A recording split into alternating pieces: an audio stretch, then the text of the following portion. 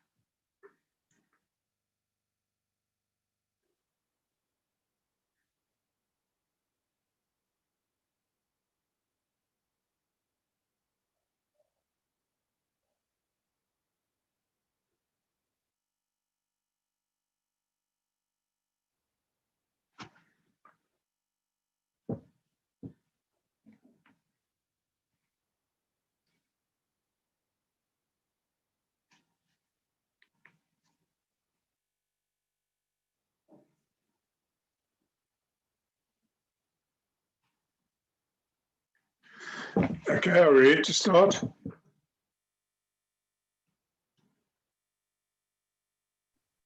I'm ready to start, thank you. Danny? I'm just on a call, what did you say, Stan? I said, should we start? You can. I'm just going to deal with a few people who have some issues, but all the best. Enjoy. Thanks. Okay, so welcome everyone. Thanks, Danny, for setting this up and all the work behind the scenes. We have Hugo van Zyl, who's, as he says, he's not sure if he's famous or infamous, but by all accounts, he's famous in his field and a legend in his time and very involved in financial immigration, which seems to be very topical at the moment for people in very uncertain times. So it's going to be an interesting afternoon. Hugo will run the session in hourly bites, and at the end of every hour, we'll have a 5-minute break and a body break, make some coffee, do what you need to do, and get back. So he'll announce it. I'm leaving it in his hands. Looks like an interesting afternoon, as I said. And welcome, Hugo. Thanks for doing this, and thank you everybody for joining. If you do have questions, please put them in the Q&A, and Danny will feed them into Hugo and make the answers available to you as we go along. There have been some queries already, which Hugo will deal with. And yeah, thank you very much. And take it away. The floor is yours, or the Zoom is yours. Thanks a million, Stan. So there's the information, but it will be on the slides. And I see there has been a link sent to everybody to the Google Drive to have access to that. So very important. I don't know, I see the open questions comes up on my screen. I just want to see if I can take that away.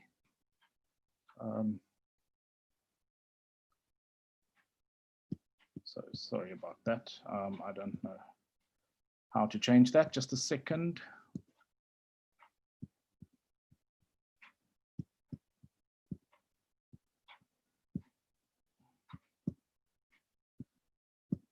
Right, it's back now. Okay. So first of all, financial immigration, as we all know, has now been finally switched off, or to be switched off. The final switch off is 28th of February 2022. So the latest tax bill says that you can apply, you can file for financial immigration until 28th of February 2021, and then your money, the currency transfer, must be complete by the 28th of February 22, within 12 months, but we'll get to that in more detail. Okay. But very important, I think it's very important for most people, and we've had quite a few questions about that, so allow me to explain that. What's the difference between tax immigration, which is a SARS process, and then tax or financial immigration, which is a Reserve Bank process? Okay. So if you tax migrate, you escape the ambit of section 10.10 or interpretation note 16. So on the slides is still 16.2, but as you know, 16.3 dealing with the current tax year has now been published. But remember, people who tax immigrate still have to apply the old 16.2 because that deals with up to February 2020.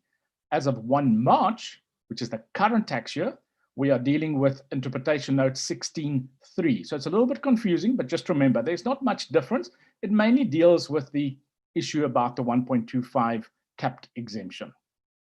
Also on the SARS side, which is not changed, if you tax migrate or leave the South African tax system as a resident, okay, you can still stay a taxpayer, but you just leave it as a resident, then you have to pay the so-called exit tax, and we find that in section 9, capital H.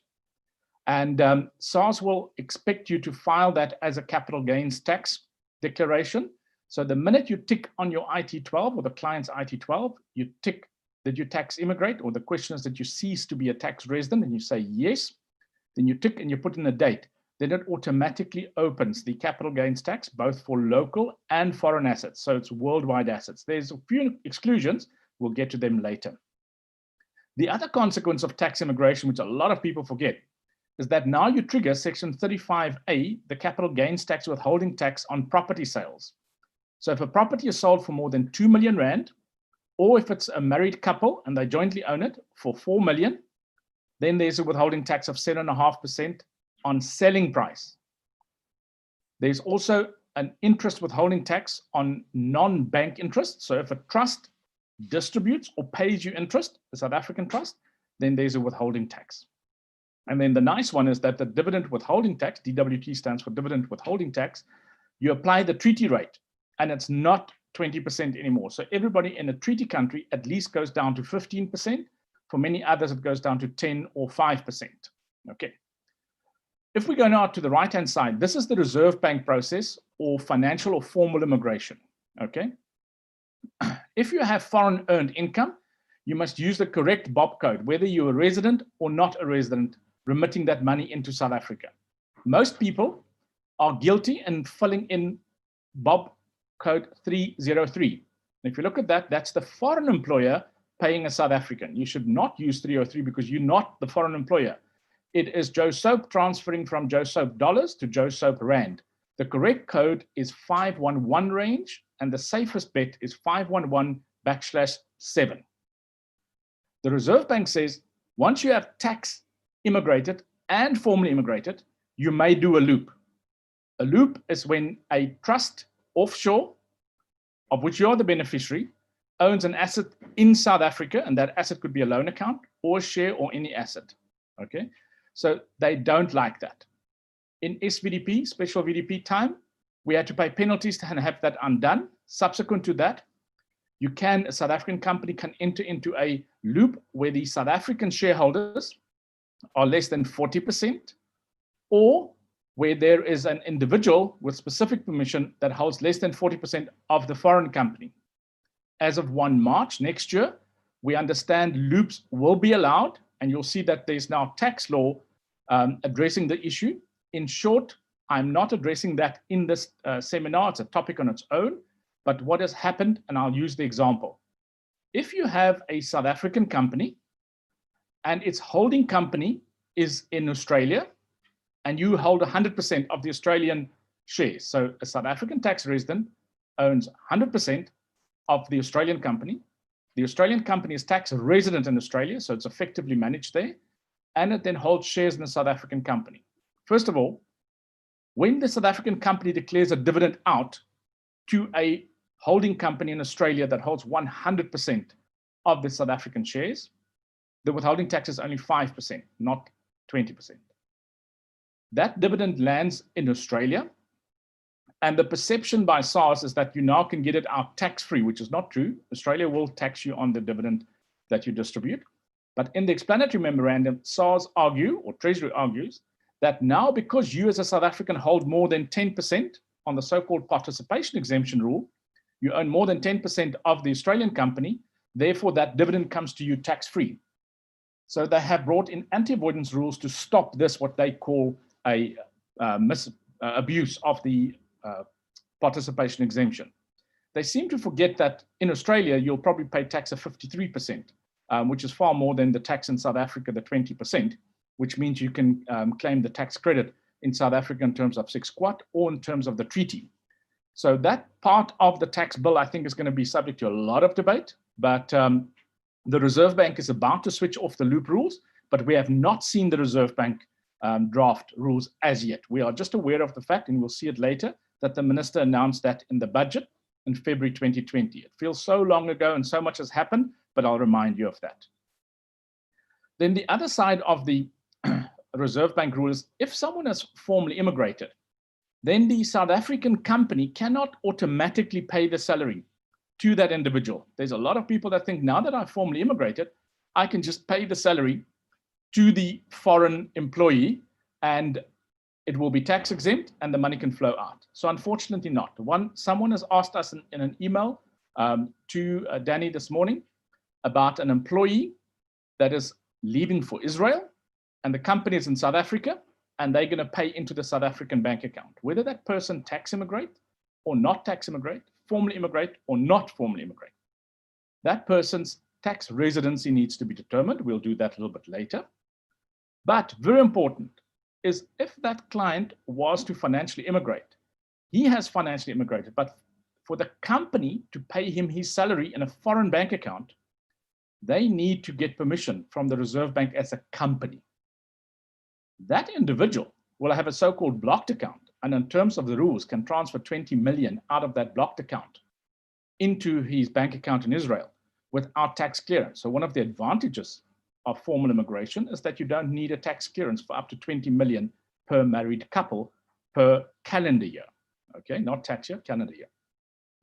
But it's important to know that you are now using up your own allowances. If it's someone who left very young in his life and he didn't have other assets to transfer, it's not a problem. Then he can transfer the salary out.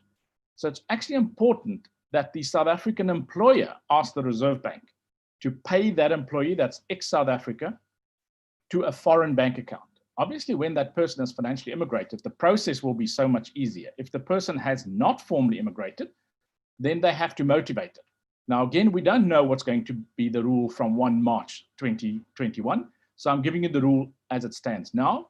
When the person has financially immigrated, you give the financial immigration reference number, and it will be a relatively easy process. And then the company can transfer it as salary, and it doesn't affect the taxpayer's annual allowances. So what is the misconception? There was this misconception. Everybody believed that when you do financial immigration, that you've actually left the tax system in South Africa, okay? So I refer it as formal immigration. It's just a pain in my butt when people call it financial immigration because there is no such a word. It's someone's trade name. The Reserve Bank refers it to formally place on record that you have immigrated from South Africa. But the definition of formal immigration for the Reserve Bank versus tax immigration or ceasing to be a tax resident for SARS is totally different. And I'll also show you a little bit later the impact or the change that is happening now on the 1st of March when we have the so-called 3-year rule and how it impacts on people. Okay. Then what is very important is that about everybody ignores the double tax treaties. Okay.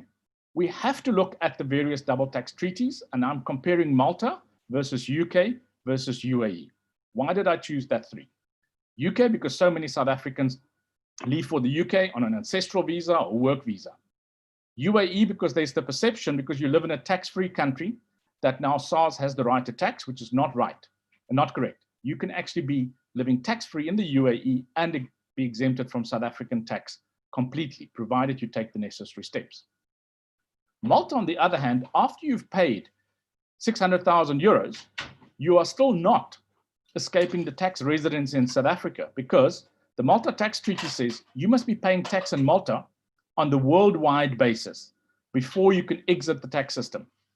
And remember, that investor visa was sold to you with the promise that you're only going to pay 4,000 euros every year and 15% on the income that you either earn in Malta or remit into Malta. In short, if you want to claim a tax treaty benefit with Malta, you must be paying tax at the sliding scale at their 35% maximum tax rate, not at the 15% flat rate. I'm just quoting you, there's something in a tax case just to tell you, show you, not a bad case, but how confusing it is. Even a judge says the respondent himself, that is of course SARS, pleaded that the appellant, the taxpayer, was a United States national and tax resident. Yet it failed to have regard to the provisions of the DTA, which clearly establish the appellant as being exclusively resident in the USA. So very important, although not an extremely high court case, in our courts, the fact that we have double tax treaties has been used against SARS, and in Interpretation Note 3, you will see that SARS admits that the double tax treaty stands somewhat above South African tax law. So that means every time that you are dealing with someone living in a tax treaty country, you must look at the definition of the tax resident in terms of our law, but also to the definition of a resident in the treaty laws. Okay, so one of the ones that stands out is the American tax treaty. Someone who became South African tax resident on the physical presence test, the 5-year test, cannot use the double tax treaty in America to escape American tax, because you must be ordinarily resident before you can use that. Equally, with Namibia, look at the Namibian tax treaty. You must be ordinarily resident in both countries before you can use the treaty. And that causes a problem, because strictly speaking, how can you be ordinarily resident in both countries? But anyway, that is the interpretation. But luckily, the two countries have a different definition of ordinarily resident. Okay.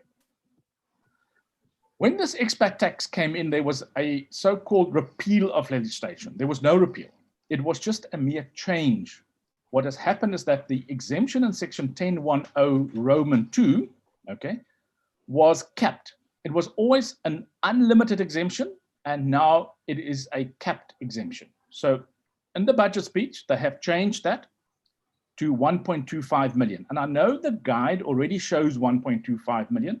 I specifically still use the old guide because so many of the expats are still sitting with the old guide. And I will show you in red where it's changed, okay?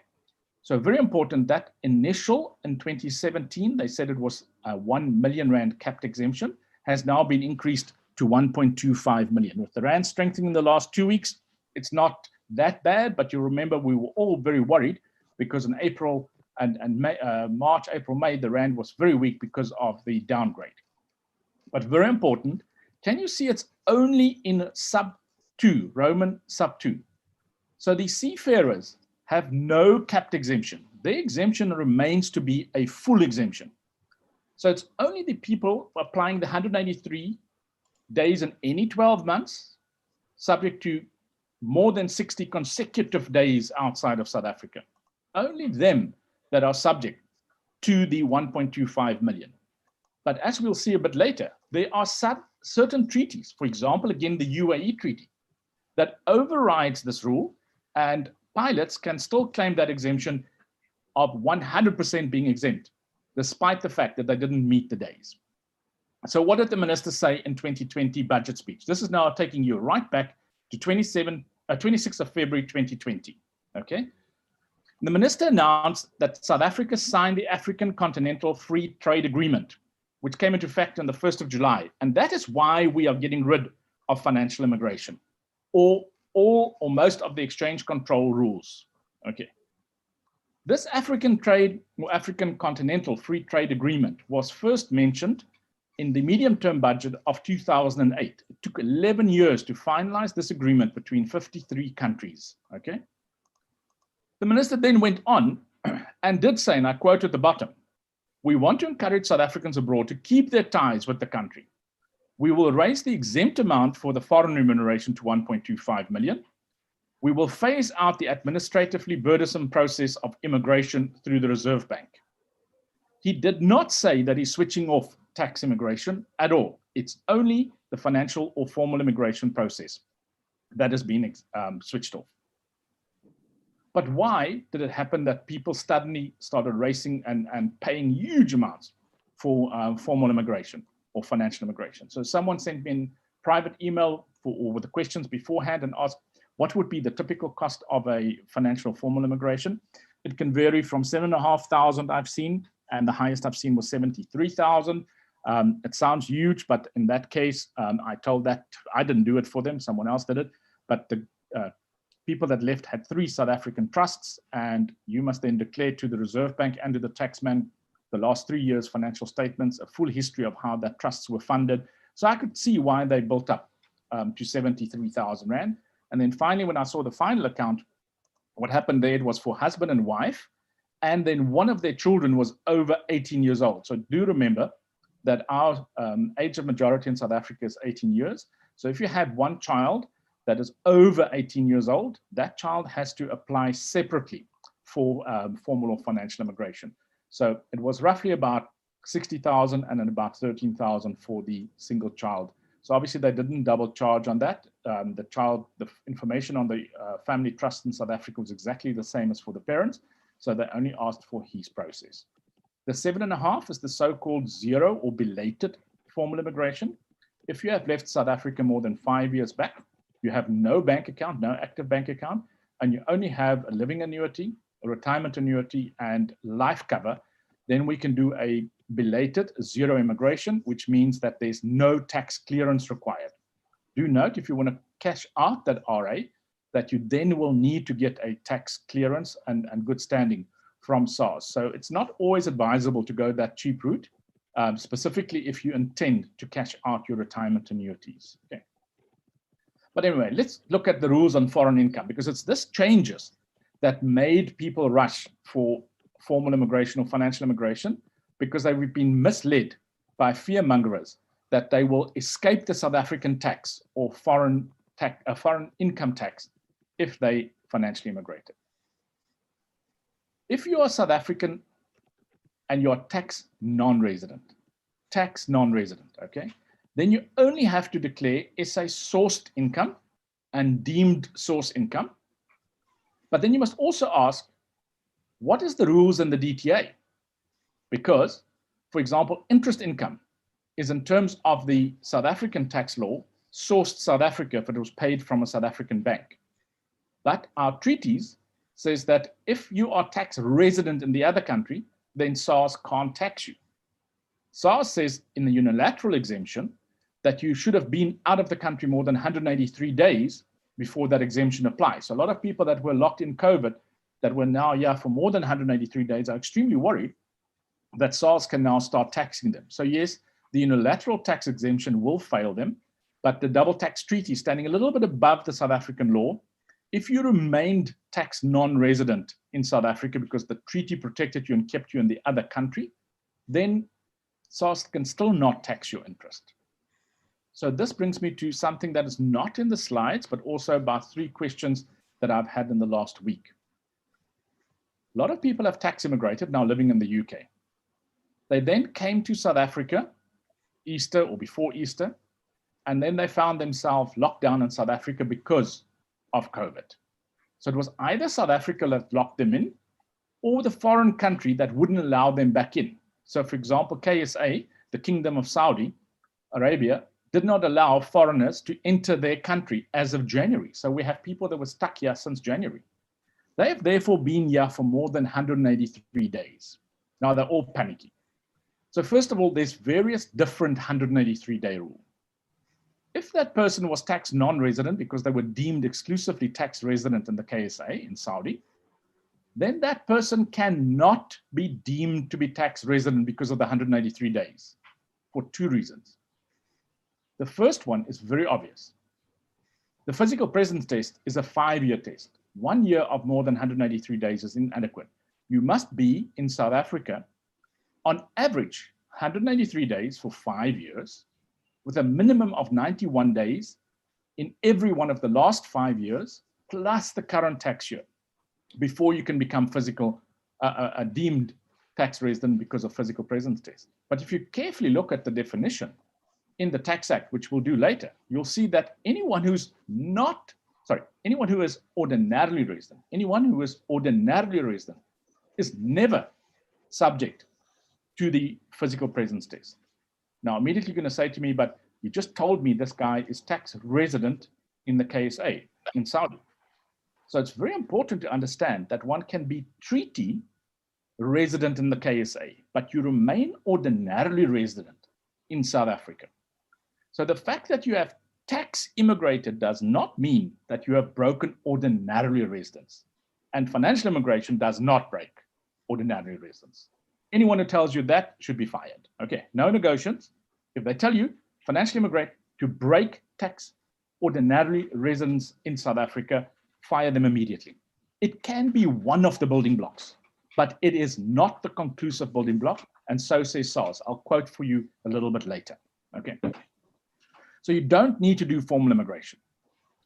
If you're in a treaty country and you, in terms of the treaty country's rules, being a tax resident of both countries, so you must first be a tax resident in terms of the treaty of both countries, then we can go into the tiebreaker tests. And we'll go through them a little bit later, but the tiebreaker test is just to say, okay, you're now resident in both countries, but we need to have certain steps to determine where you are resident.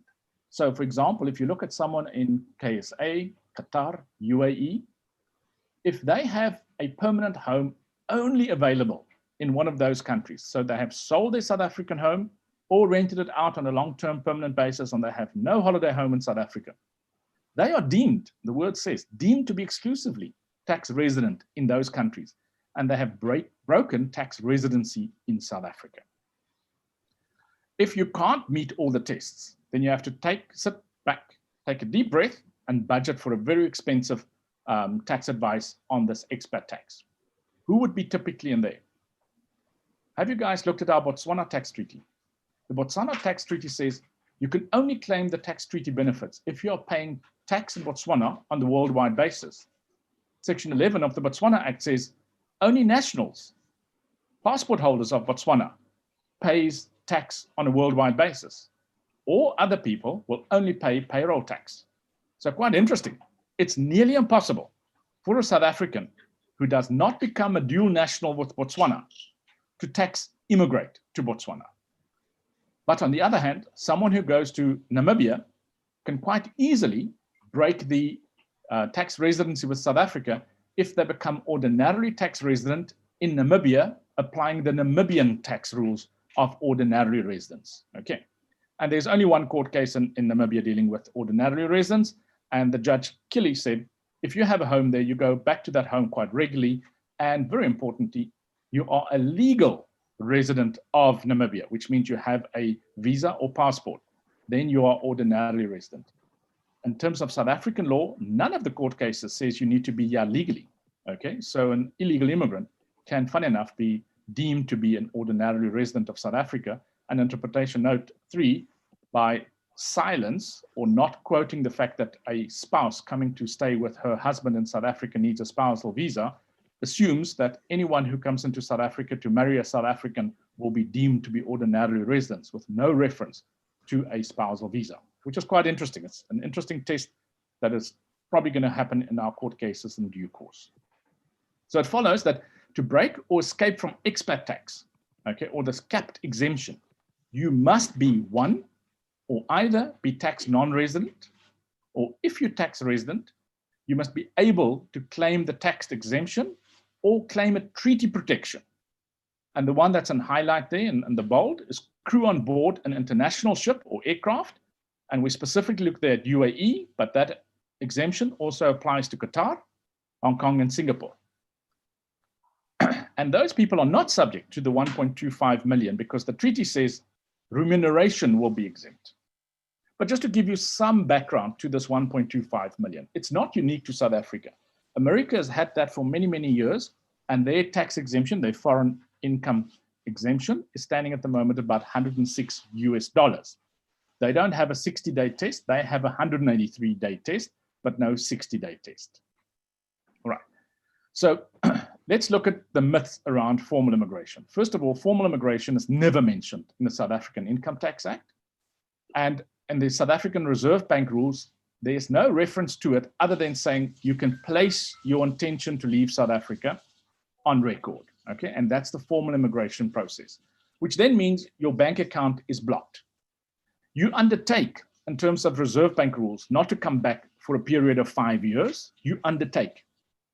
So remember, if you look at Interpretation Note 3 and all the court cases dealing with ordinarily resident, you must be able to show your intention and ability to never come back to South Africa. So how could anyone have told you that undertaking a formal immigration for at least 5 years is adequate for SARS purposes to say you'll never return to South Africa at the end of all your journeys? That logic escapes me, and most of the people advocating that is, with great respect, attorneys. We in the accounting profession who've been filing all these returns have seen for many, many years that SARS interprets that return to South Africa at the end of your journeys very narrowly. If you don't have a second passport or a long-term visa, you will not be able to argue that you will not return to South Africa at the end of your journeys. And it's quite interesting.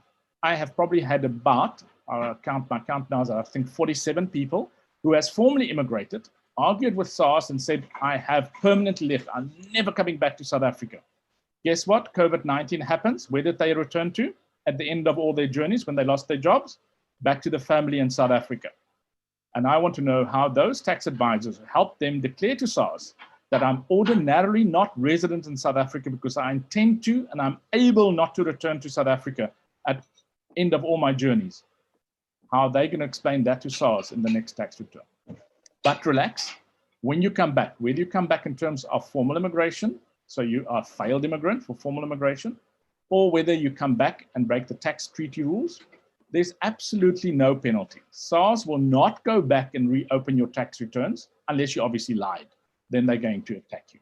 But if you could use the tax treaty benefits and you were really tax non-resident, SARS cannot reopen the tax returns. You will pay no penalty tax. And the Reserve Bank just says, if you've been out 3 years out of 5 years, and you've taken 100 million rand out, now I need a client like that, or 1 or 2 would be nice. If you've been out 3 years, you would have only been able to take 20 million, 10 million per spouse. That's 60 million out of the country if you did not formally immigrate. Therefore, 60 million can stay outside, and the other 40 million, the excess, must come back to South Africa. I've helped 1 or 2 clients that have come back as formal immigrants that were failed immigrants, and the Reserve Bank has been very, very lenient in us asking permission not to bring the money back. So still no penalty, it's just a process at the Reserve Bank. So for Reserve Bank, an immigrant means a South African ex-con resident who is leaving or has left South Africa. So an ex-con resident is someone who has a green barcoded ID. Okay. So a person who just had a work visa, no green barcoded ID, or someone who was on a spousal permit without permission to be employed in South Africa, they don't need to be a formal immigrant because they were never exchange control resident. The second requirement is that you must be able to and intend to take up permanent residence, or you have been granted permanent residence. So you can be on your way, you haven't activated it yet, but you must have some letter. So very important at the moment, 60 days prior to departure, if you have an Australian permanent residency granted to you, 60 days before you activate that permit, you can already formally immigrate. In the new tax, and therefore get your retirement annuities out. In the new tax rules, you cannot do that unless or until 3 years has passed. So in terms of the Australian tax law, if you, within 6 months of arrival in Australia, transfer your pension fund or retirement annuity or preservation fund into their so-called superannuation funds, then you can drop excess funds into it. You're not subject to their normal annual limits. So it's very important to understand that people that have been outside, been out more than 3 years, are not facing any restrictions on the new rules. It's only the people who still intend to leave or the people who have left in the last 2 years. Once you have formally immigrated, you get a so-called blocked account, which is now called a capital account. That blocked account doesn't mean your money is blocked. It's just blocked that you can't see it on e-file, on bank internet, and you can't transact on it. You must ask the bank to do the transactions on your behalf. So for about 35 to 55 Rand a month, you have a personal banker that will react to all your requests to transfer money, and it's by email, fax, and you sign an indemnity form. The funds that you earn post-immigration is what they call remittable account. So that money can leave South Africa, but all the money that you and assets that you had on the day you left South Africa, that would be your like a Kodak moment. That is the so-called blocked account, and that is subject to surveillance. And you can transfer 20 million Rand out per year without tax clearance. But if you want to go over 20 million in a calendar year, then you need to get a tax good standing certificate. And very important is that because the financial immigration did not result in you being a tax non-resident, you may need to still pay capital gains tax on what you took out. So very important, this is just some of the marketing that appeared. Misquoting SARS, it says, by just highlighting the word, therefore, if one financially immigrates, that would then indicate that the taxpayer ceased to be tax resident, where they should have highlighted the words, taking in consideration the tax residency test. And that is the email that SARS sent out. So what was important was not what they highlighted there, the financial immigration process. SARS, the brackets, was far more important, I argue. But anyway, let's go on. So what did SARS say on formal immigration? Way back, I think it's September of 2019, SARS already went public stating that financial immigration is inadequate to break your tax residency. It could be one of the building blocks, but it's not necessarily the final answer. Okay, and it's not an automatic tax process. Okay, the deciding factors remains whether or not an individual breaks his ordinarily residence, and there I differ a little bit with SARS, because it's not just ordinary residents. They can also break tax residence through treaty. But that is the link there. If you look at your slides, you'll see it's a live link. You can go back to that page and you can find the source of that. Okay. So what did SARS say on tax migration? Now, again, I must tell you, tax migration is my buzzword. The tax law refers to cease to be tax residents. And the tax return asks that you cease to be a tax resident. Why do I use the word tax migration? Because it means you can leave, you can cease to be a tax resident. And if you lost your job in the UAE and you came back to South Africa, you became a tax resident. So that's tax migration, can go in either direction. Okay. So the determination of whether an individual breaks tax residence or not is a factual inquiry on whether or not that person ceases to be an ordinarily resident in South Africa. Okay. Again, they don't refer to the tax treaty. And it's very sad that SARS has not updated this. We have alluded them to this since September, and they have not updated their pages. However, what I'm arguing about the tax treaty, you can find in Interpretation Note 3. So they have clearly stated in Interpretation Note 3 that you can do a tax immigration or cease to be tax resident based on a tax treaty, and they confirm that the tax treaty is stronger than the South African law. The minute you break tax residency, there's a deemed disposal for capital gains tax purposes.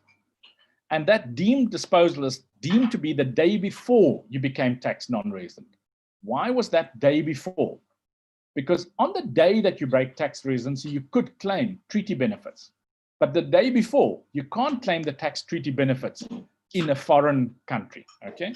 Therefore, South Africa has the sole right to tax you. Because if you look at the tax treaty, the day you became tax resident, for example, in the UK, then SARS can't tax your stock exchange or JSE shares.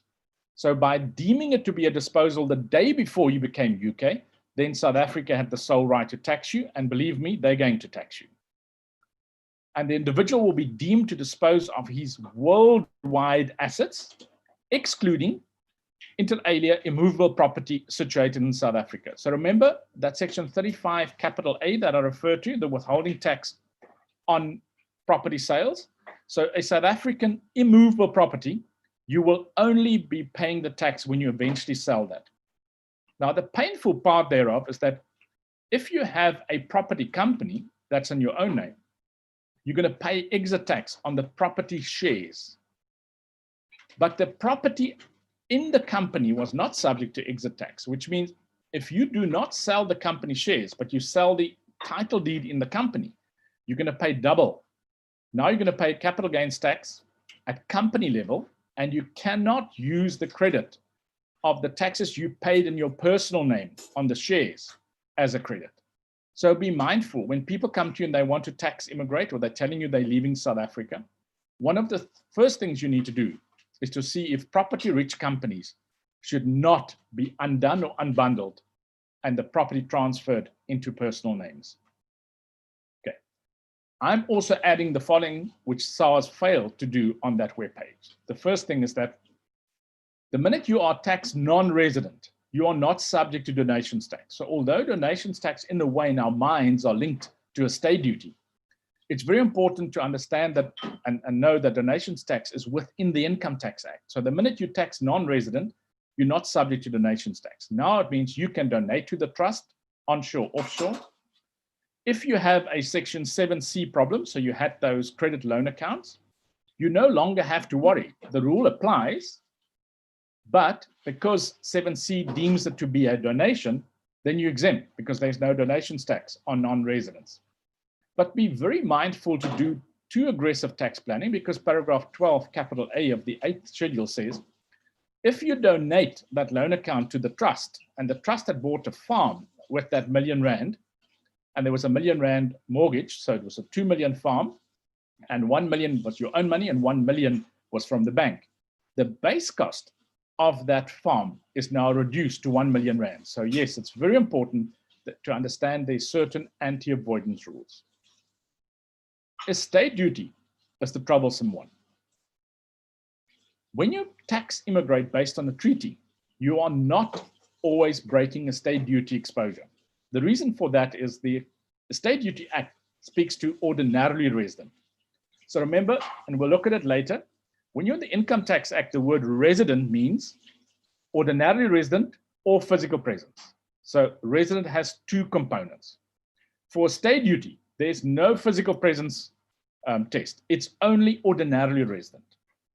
With the result is that if you live in the United Kingdom and you're on a work visa, which means you're going to come back to South Africa somewhere, then you are treaty tax non-resident after 183 days. But for estate duty, you remain ordinarily resident in South Africa. But I used the UK with specific reason. We have a double tax treaty dealing with estate duty or death duty and AHT with the UK and USA, and we'll see later with the BLS countries and Zimbabwe. Don't laugh, but we have an estate duty agreement with Zimbabwe. The other one we've already alluded to, I'm not going to repeat too much of it, but that's the withholding tax on a movable property, and attorneys and estate agents are the ones that are at risk. The other one is the property rich companies, the double layer, we've dealt with that. And here comes the problem. If you go to Australia, the amount that you paid capital gains tax on in South Africa, that market value, that's your base cost, your entry level, okay, in the Australian tax system. But in the UK, there's no base cost step up. So if you have stock exchange shares and you are tax immigrating into the UK, my advice to those taxpayers are bed and breakfast. Sell all your stock exchange shares and buy them back the next day so that you have a new base cost for capital gains tax in the UK, because you're anyway going to pay the double tax, because the exit tax are there, whether you sell it or not. It's a deemed disposal. Okay, so that is very important to understand. Okay, the next one, and we'll take a break in very soon, is that if you are a foreign beneficiary of a South African trust, you must understand that there's no conduit benefit for capital gains tax. You're going to pay flat 36% capital gains tax. So even if a trust vests a residential property into a non-resident, there's no transfer duty, but the trust triggers the 36%. That is SARS' interpretation of how the law stands. I don't agree with them, but that's the current interpretation that's in the capital gains tax guide that SARS has issued. I've been involved in many, many court cases, but none of those court cases has finally given us an answer. Some of them SARS has settled beforehand because they just weren't prepared to pay the cost of the lawsuit, but there's been no court case confirming that. There's suddenly now an interest withholding obligation on the interest paid to you by a family company or family trust. The source rules suddenly becomes very important. So South Africa can tax you on South African sourced income, interest income, dividend income, but all subject to treaty rules. So although the dividends can be South African sourced, it's not necessarily 20%, but could be 10%. You must remember the South African trust is now an offshore trust in the foreign country. So if you are now living in the USA, you're best advised to kill the South African trust, because if you wait too long before you distribute, the USA has the so-called backtrack taxes. They reopen the tax calculations. They don't reopen the tax assessment, just the calculation. They then calculate the taxable income for the previous years, and they add 4% interest per year. So the highest I've seen someone pay tax in the US on a South African trust that paid out on father's death was 73%. Okay. So, and sadly, they couldn't claim the 36% capital gains tax because that capital gains tax was in a different tax year than when the USA taxed them. Because remember, we have a February year end, so SARS taxed the individuals in February. The US said, we tax you on 31st of December of the year before the tax year end in South Africa. So the credit was in the following tax year for America, and America only allows you 45 days. So if you paid any taxes in South Africa until the 15th of February, you can claim it in the US for 31st of December, but 28th of February is too late. So that's another tip for people leaving for the USA. Rather pay your exit tax quicker than later. So rather, if you have exit tax, try and pay that in the August provisional tax return. Okay. Then we have this exchange control rules. We know they're going to change in 2021, but we have, other than the formal immigration rules, have seen no declaration by the South African Reserve Bank. As I mentioned before, there's no 5-year rule penalties, okay? So the Reserve Bank has a 5-year rule, but the tax man has no 5-year rule. You can, in fact, be tax resident in 1 year and tax non-resident the next year and back tax resident in the following year, because it's an every year test. So yes, unfortunately, double tax treaties need to be applied, and you need to apply your mind every year. With this new rule of the 3-year test for RA encashment, we do hope SARS will extend the questions to say, do you consider yourself tax non-resident? Because at the moment, they only ask the question, did you tax immigrate in the current tax year? And you can only fill that in once in the year that you left. There's no place on the tax returns at the moment where you can say, I remain tax non-resident or I came back. That's really a problem within the current tax filing system. When you come back after 5 years outside or 3 years outside, so for example, let's look at that person who left for the UK. They had stock JSE listed shares of 2 million. They sold them all, paid the capital gains tax. They went back the next day into the stock market, and now they had 2 million rands worth of share. That's the new base cost for the UK and the new base cost for South Africa. But in South African tax rules, they're exempt because the treaty doesn't allow South Africa to tax. Then 3 years later, when they come back to South Africa, that shares are now worth 2.75 million. So that 0.75, the growth between the date they left and the date they came back to South Africa, it's not taxed in the UK, but South Africa will give you a step up in base costs. So now entering South Africa, your base cost is 2.75 million rand. So the other trick is when South Africans or any person comes into South Africa, do a balance sheet in the foreign currency and in rands the day they come back or become tax resident, because that is the base cost, not the historical base cost that you paid for the shares many, many years back. Very important, some of the impact of the source rules is that rental income on your South African property will always be taxed in South Africa. All treaties allow South Africa to tax first. And then retirement funds will normally be taxed. So the default is any retirement annuity the lump sum is always taxed in South Africa. There's 2 exemptions, 3, Iceland, Botswana, and USA. The lump sums are not taxed in South Africa. All other lump sums are taxed in South Africa. The monthly benefit from a retirement annuity, which is then typically in a living annuity, that depends on the tax treaty. So people who live in the UK, Australia, and New Zealand can claim treaty exemption. So the monthly or annual living annuity is not taxed in South Africa, but only taxed in the new home country, provided you have completed the various provisions. Okay. So Stan, we're not close to an hour, but let's take a 5-minute break now, because I'm in the slides where we're now going to go back to the financial immigration and the options. So I don't know if let's quickly, before we take the break, just see if there's any questions. There are 2 questions I think maybe we should do. Yeah. Okay. The first one says, we had a client who was only in South Africa for a period of 10 consecutive days max to visit her family. She hasn't formally immigrated yet, so she still does her tax return annually. However, SARS refused to acknowledge any interest earned from bank accounts as exempt and taxed her accordingly. She did proceed to submit a notice of objection and clearly showed her passport. SARS requested a tax residency certificate. Otherwise, they refused to consider the situation. Was there any other recourse she could have pursued? The sad answer is no, and this is not an interpretation problem. It's a hard coding problem. So I sit on the South African Institute of Tax Practitioners Tax Committee, and we have brought this to SARS's attention.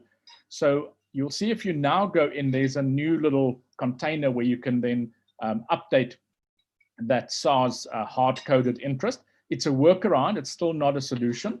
But at the moment, SARS takes IT3s that they receive from the banks, and they pull that through and they hard-code that into your tax return. And the only way you can do it is through a notice of objection.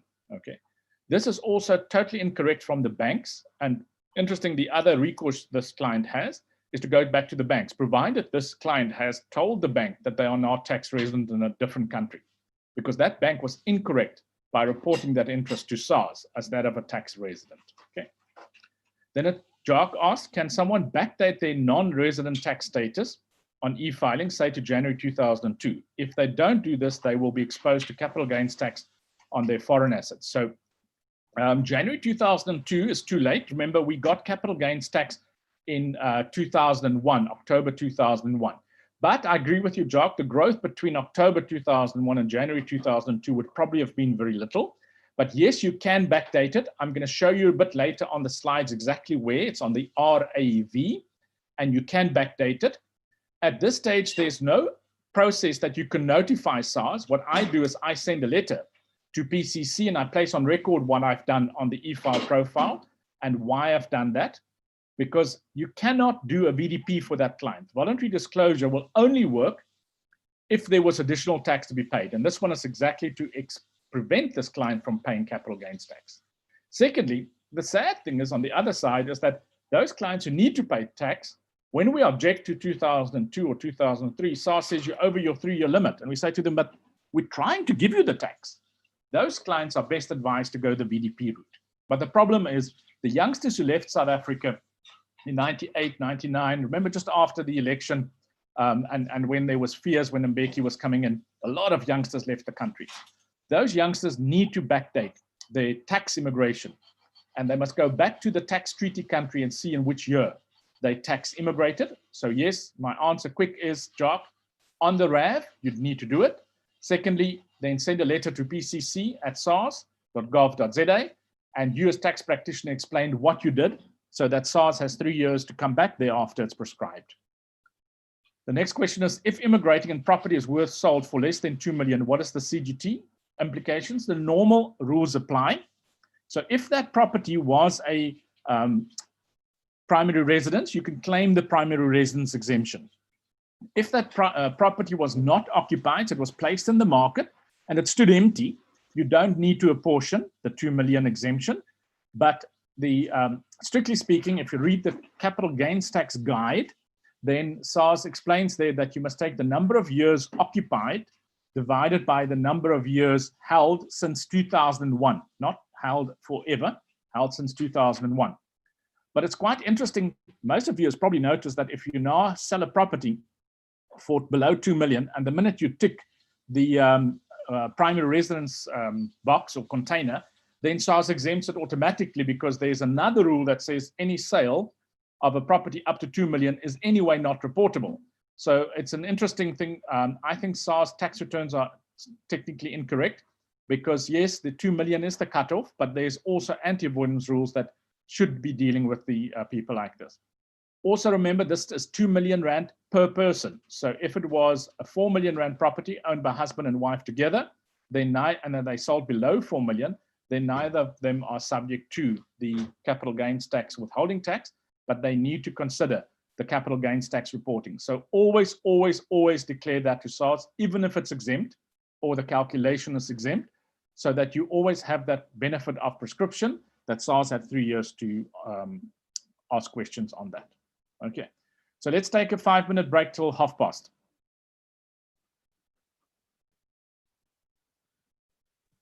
That's fine. We'll see you at past. Thanks.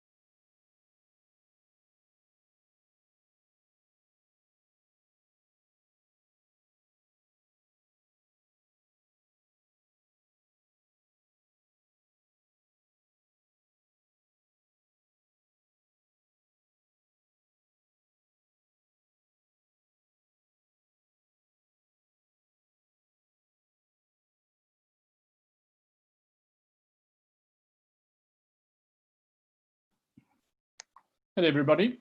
I'm back. Hope you're back. While you're all getting ready, let me answer one of the questions that is there.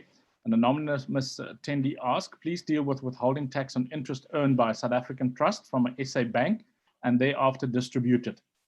Okay, so first of all, very important is that this interest, when distributed to the non-resident, okay, has two anti-avoidance rules. The first is there's a withholding tax of 15% on the beneficiary that is non-resident. The trust must on e-file register for withholding tax. But more scary is the fact that if you read Article 7.8, it says when a South African advances money to any person need not be a non-resident, that results in the South African not paying tax on that income and the non-resident paying tax. Then the South African must pay a deeming or deemed or attributed tax on that income of the foreigner, but the tax that that foreigner has paid as a credit. So it is very, very true that when you have a South African family trust and you have an interest-free loan from a South African grandfather into the trust, then the grandfather is going to pay Section 7C donations tax on the interest-free loan. He's furthermore going to pay Section 7.8 interest on the part of the interest vested in his foreign or non-resident grandchildren. So if you had 3 grandchildren and you invested in 3 of them and 2 of them in South Africa and 1 is in England, then on the interest vested and that 1 in England, he's going to pay South African income tax in terms of Section 7.8. He's going to pay donations tax on the entire loan that is interest-free, that is Section 7C, but he can claim the 15% that the trust withheld as a credit against his income tax. So in cases like that, where the South African trust distributes to a non-resident beneficiary, make sure that you rather pay the interest to the South African funder, because the tax is just far, let's call it more tax efficient, because you don't have the donations tax problem and you don't have the attribution problem. So 7.8 is one of those nasty ones. We all think it only deals with offshore trust, but sadly it deals with local trust with foreign beneficiaries as well. Okay, now we're looking at financial immigration and what was really said in Parliament. As you can see from the copy and paste, this was taken from the minister's speech. It says, under the proposed new system, natural persons, that's immigrants and South African private individuals, will be treated identically, subject to capital flow management measures. So exchange control may disappear, but it's going to change from a ask permission to you can do it, but you'll have to explain afterwards. Also, they're moving the transfer of funds from the Reserve Bank permission platform to the SARS permission platform, which means any funds transferred out of South Africa must become subject to SARS clearance. So there's indeed a fear. I don't really share that fear, but there is a fear that the 1 million that's at the moment not subject to tax clearance will now become subject to tax clearance, because remember at the moment, the control is lying with the Reserve Bank, and what the Reserve Bank says, you must have a valid ID number and a tax number, and they report it to the SARS. And now if they're no longer going to do that control, there are fears that SARS will now expect you to do tax clearances for even your traveling allowance. I personally don't think so. The traveling allowance has been part of South African history for so long, I really can't see that happening. But yeah, they say the aim is to level the playing field between a South African private individual and immigrants, subject to tax obligations being met. So if you are living abroad and you have your living annuity and it pays out every year, and you've paid the tax on your living annuity, then your tax clearance will be relatively easy. But obviously, you must also make sure that your compliance issues are correct. And this is where now the question there was earlier about the employer that the taxpayer that was in the country only 10 days and SARS taxed them. That also calls on SARS to actually double check that their compliance system allows you to correctly indicate who is tax resident and who's not tax resident. Then individuals who transfer more than 10 million offshore is there a subtle hint that 10 million is going to be increased? Individuals who transfer more than 10 million offshore will be subject to a more stringent verification process. I know that some of the people attending JARC that asked the question before, does tax clearances for people that is above 10 million? We've already been able to take above 10 million, and there was always far more stringent verification processes. But it could be, and this one I support, is that this 10 million transfer, which was a reserve bank cap, will now disappear. It will probably be, you can transfer as much as you like, because remember, exchange control is going away. You can transfer as much as you like, provided you can show that it's after-tax money, you can show the source. So do expect FICA. In the past, FICA was a proof of address only, but FICA has now been extended as a source of fund test as well. So you'll find a lot of banks are asking people, what's the source of your funds? And this is a process that the FICA Center has activated, and I think SARS will cash in on, excuse the pun, so to make sure that they know exactly where your money comes from. So do anticipate that if you sold your stock exchange shares and the capital gain was in the current year and they're not aware of it, that you'll have to then show to them that it's a current year capital gains tax, and who knows, they may even ask you to prepay that capital gains tax. Someone has phoned me, asked about 2-3 days ago, asked me about, is it true about the rumor that we're going to pay provisional tax now 4 times a year? It's the first time I've heard about it, but they aligned that and said the reason for that is because of the exchange controls being switched off, that SARS now wants their money earlier.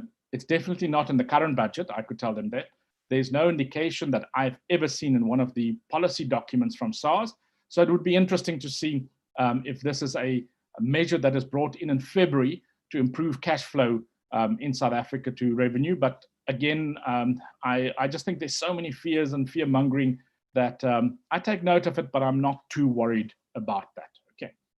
But what I foresee is that SARS, for people who are not living in South Africa, before the money can be transferred, that we'll have an extension of what we call withholding taxes. So like on the property, there's a dividend with a property withholding tax, the capital gains tax.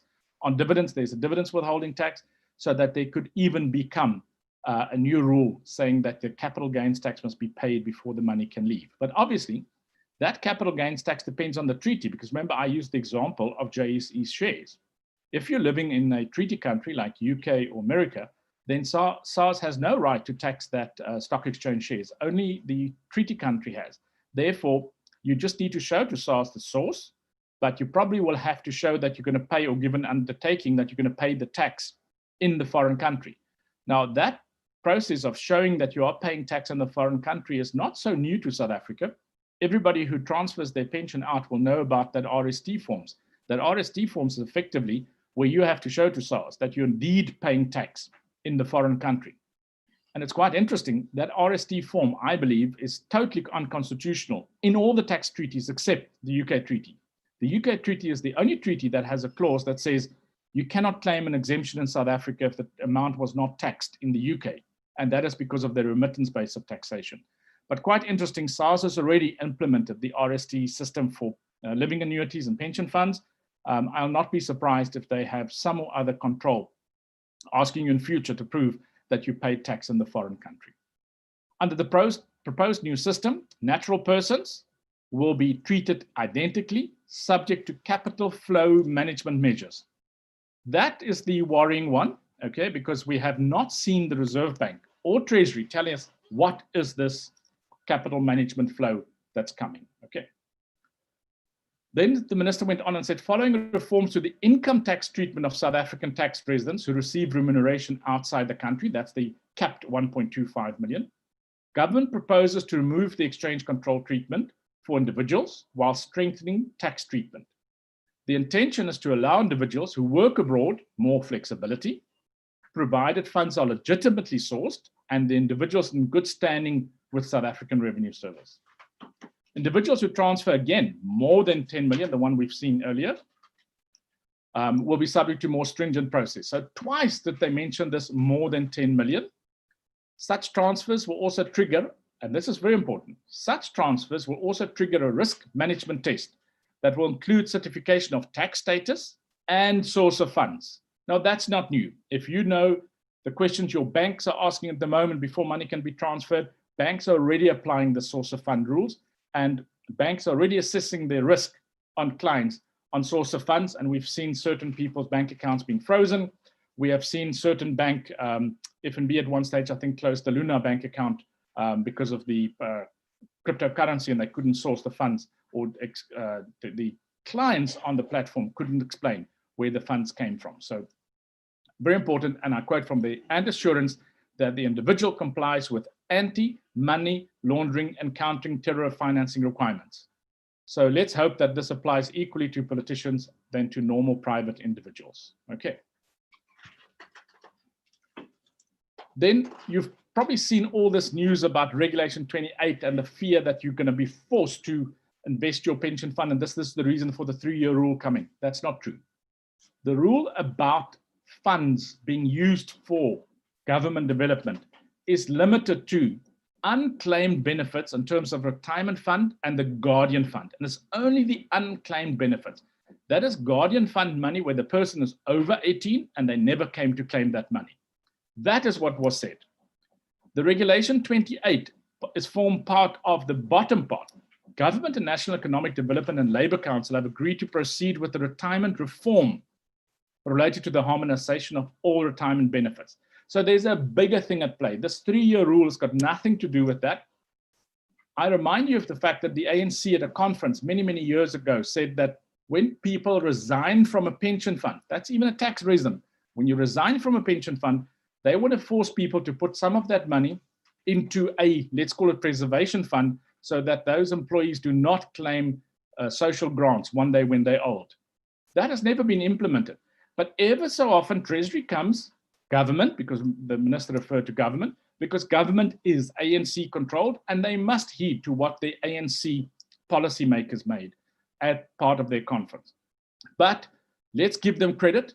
This whole idea of using pension funds and regulated funds to develop the country is not a new law. You'll be surprised if you know that that law was passed in 1953. Okay, so I'm against them using pension funds for government projects, and as some people said, bailing out SAA. But we must stop fear-mongering and saying to expats or non-residents, it's only their funds. If there's going to be a change, it's going to be for everybody. But as far as I've seen now in the current budget, so medium-term budget, the minister has indicated that that changes to Regulation 28 will not take place. So that's all old fears, it's gone. The 3-year rule is purely a change from a bank system to a tax system. Whether it's constitutionally correct to change from a 60 days prior to departure to a hindsight test of 3 or more years is problematic. So that's the slide that's on there now. This is the draft legislation.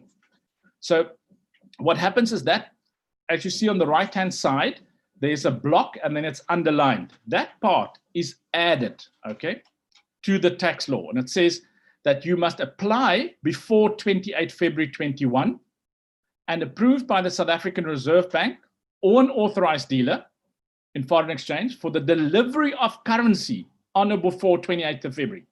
So your formal immigration need not only be done by 2022, the delivery of the foreign currency, that RA must be encashed, from what I understand there, before 28th of February 22. So be mindful of the fact that we were not given a full year for financial immigration. We've been given a full year to cash out on the old system. If you fail that, then you're into the new system, which says, or, very important, that little or there, you can circle it on your own notes, is a person who is not resident for an uninterrupted period of 3 years or longer. Now, that 3 years is not adequately explained in the explanatory memorandum, because if you look at the definitions, we do not have the word years as defined. So we can only assume it's 3 tax years. So if you left in the 2018 calendar year, your tax year 2019 would have been split into 2 years. So there's the practical examples, and it's very important that you take note of this, okay? We are not sure if it's tax years or calendar years. I'm one of those who believe it's tax years because there's been a court case that says you must look at the intention of the law, and the intention was that you must have been tax years 3 years out. I foresee that you'll have to give a tax residency certificate. And it's not me saying, making fear-mongering. Already at the moment, if you want to cash out your RA, you need to give a tax residency certificate from the other country. And remember, when you're doing an immigration, it's the end of a tax year. So if you left in the calendar year 2018, say on the 31st of August, then that's the end of a normal tax year. And then your tax non-residency year starts on the 1st of September. We only file in terms of section 6613 cap A as one tax year because of practical issues, but it's actually 2 tax years. Okay. So the 3 years, do ensure that your VDP or backdate. Remember, there was a question earlier, can you legally backdate? And you can legally backdate. And you must make sure that your tax immigration is now backdated to 2018 calendar year, which is then February 2019 tax year, because that gives you 3 years, 2019, 2020, 2021. And then on the 1st of March, you have been 3 tax years or more outside of South Africa, and you meet the test that I've quoted at the top for you. Okay. So very important to take note, this is a proposed change. Okay. There's a question on just before we go on to the double tax treaties. When putting formal immigration application, must the individual have physically left the country before 28th of February? No, you can apply 60 days before the 28th of February 2021, provided the person has been granted a permanent residency permit. So the Reserve Bank allows you 60 days beforehand.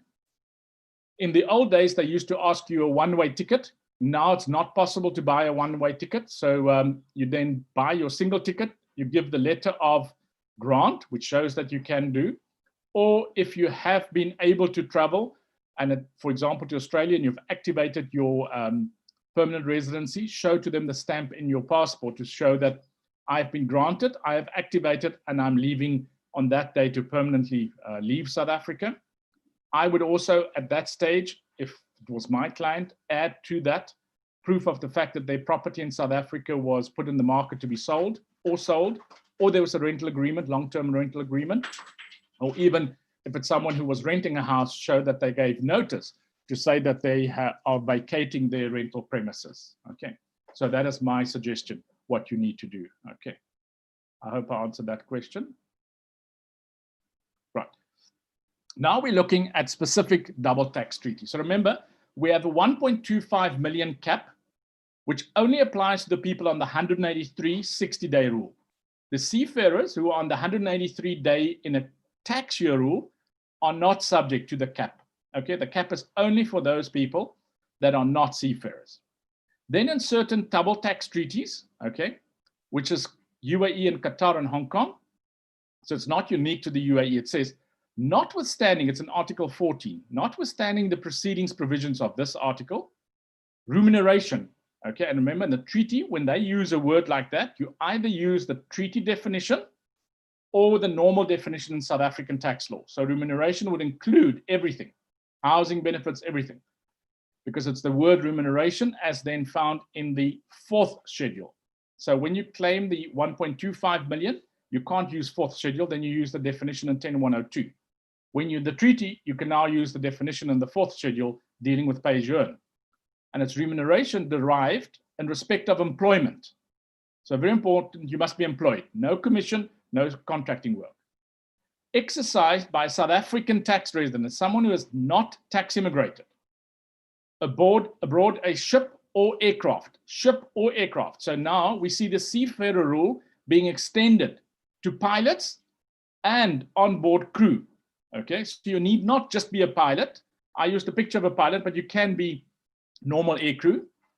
Then there's a requirement that that ship or aircraft must be operated in international traffic by an enterprise of the UAE.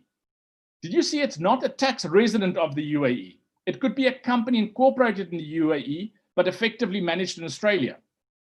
But it must operate a ship or aircraft in international waters. So it must be outside of the UAE, or like United Emirates Airlines or Etihad, it's flights into UAE and South Africa or Europe, okay? And it shall be taxable only in the UAE or Qatar or Hong Kong. Hong Kong taxes at 15%, UAE and Qatar, no tax. Okay. Why was pilots made to formally immigrate? I really don't know. Pilots don't need to tax immigrate. They don't need to formally immigrate. Okay. It's perhaps time for a class action against the people who wrongly told these pilots to immigrate. So pilots in most of the treaty countries, most, not all, is therefore exempt. They don't have to count 183 days. They don't have to count 60 days. And they don't have to worry about the capped exemption of 1.25 million because their entire remuneration is tax-free. Okay.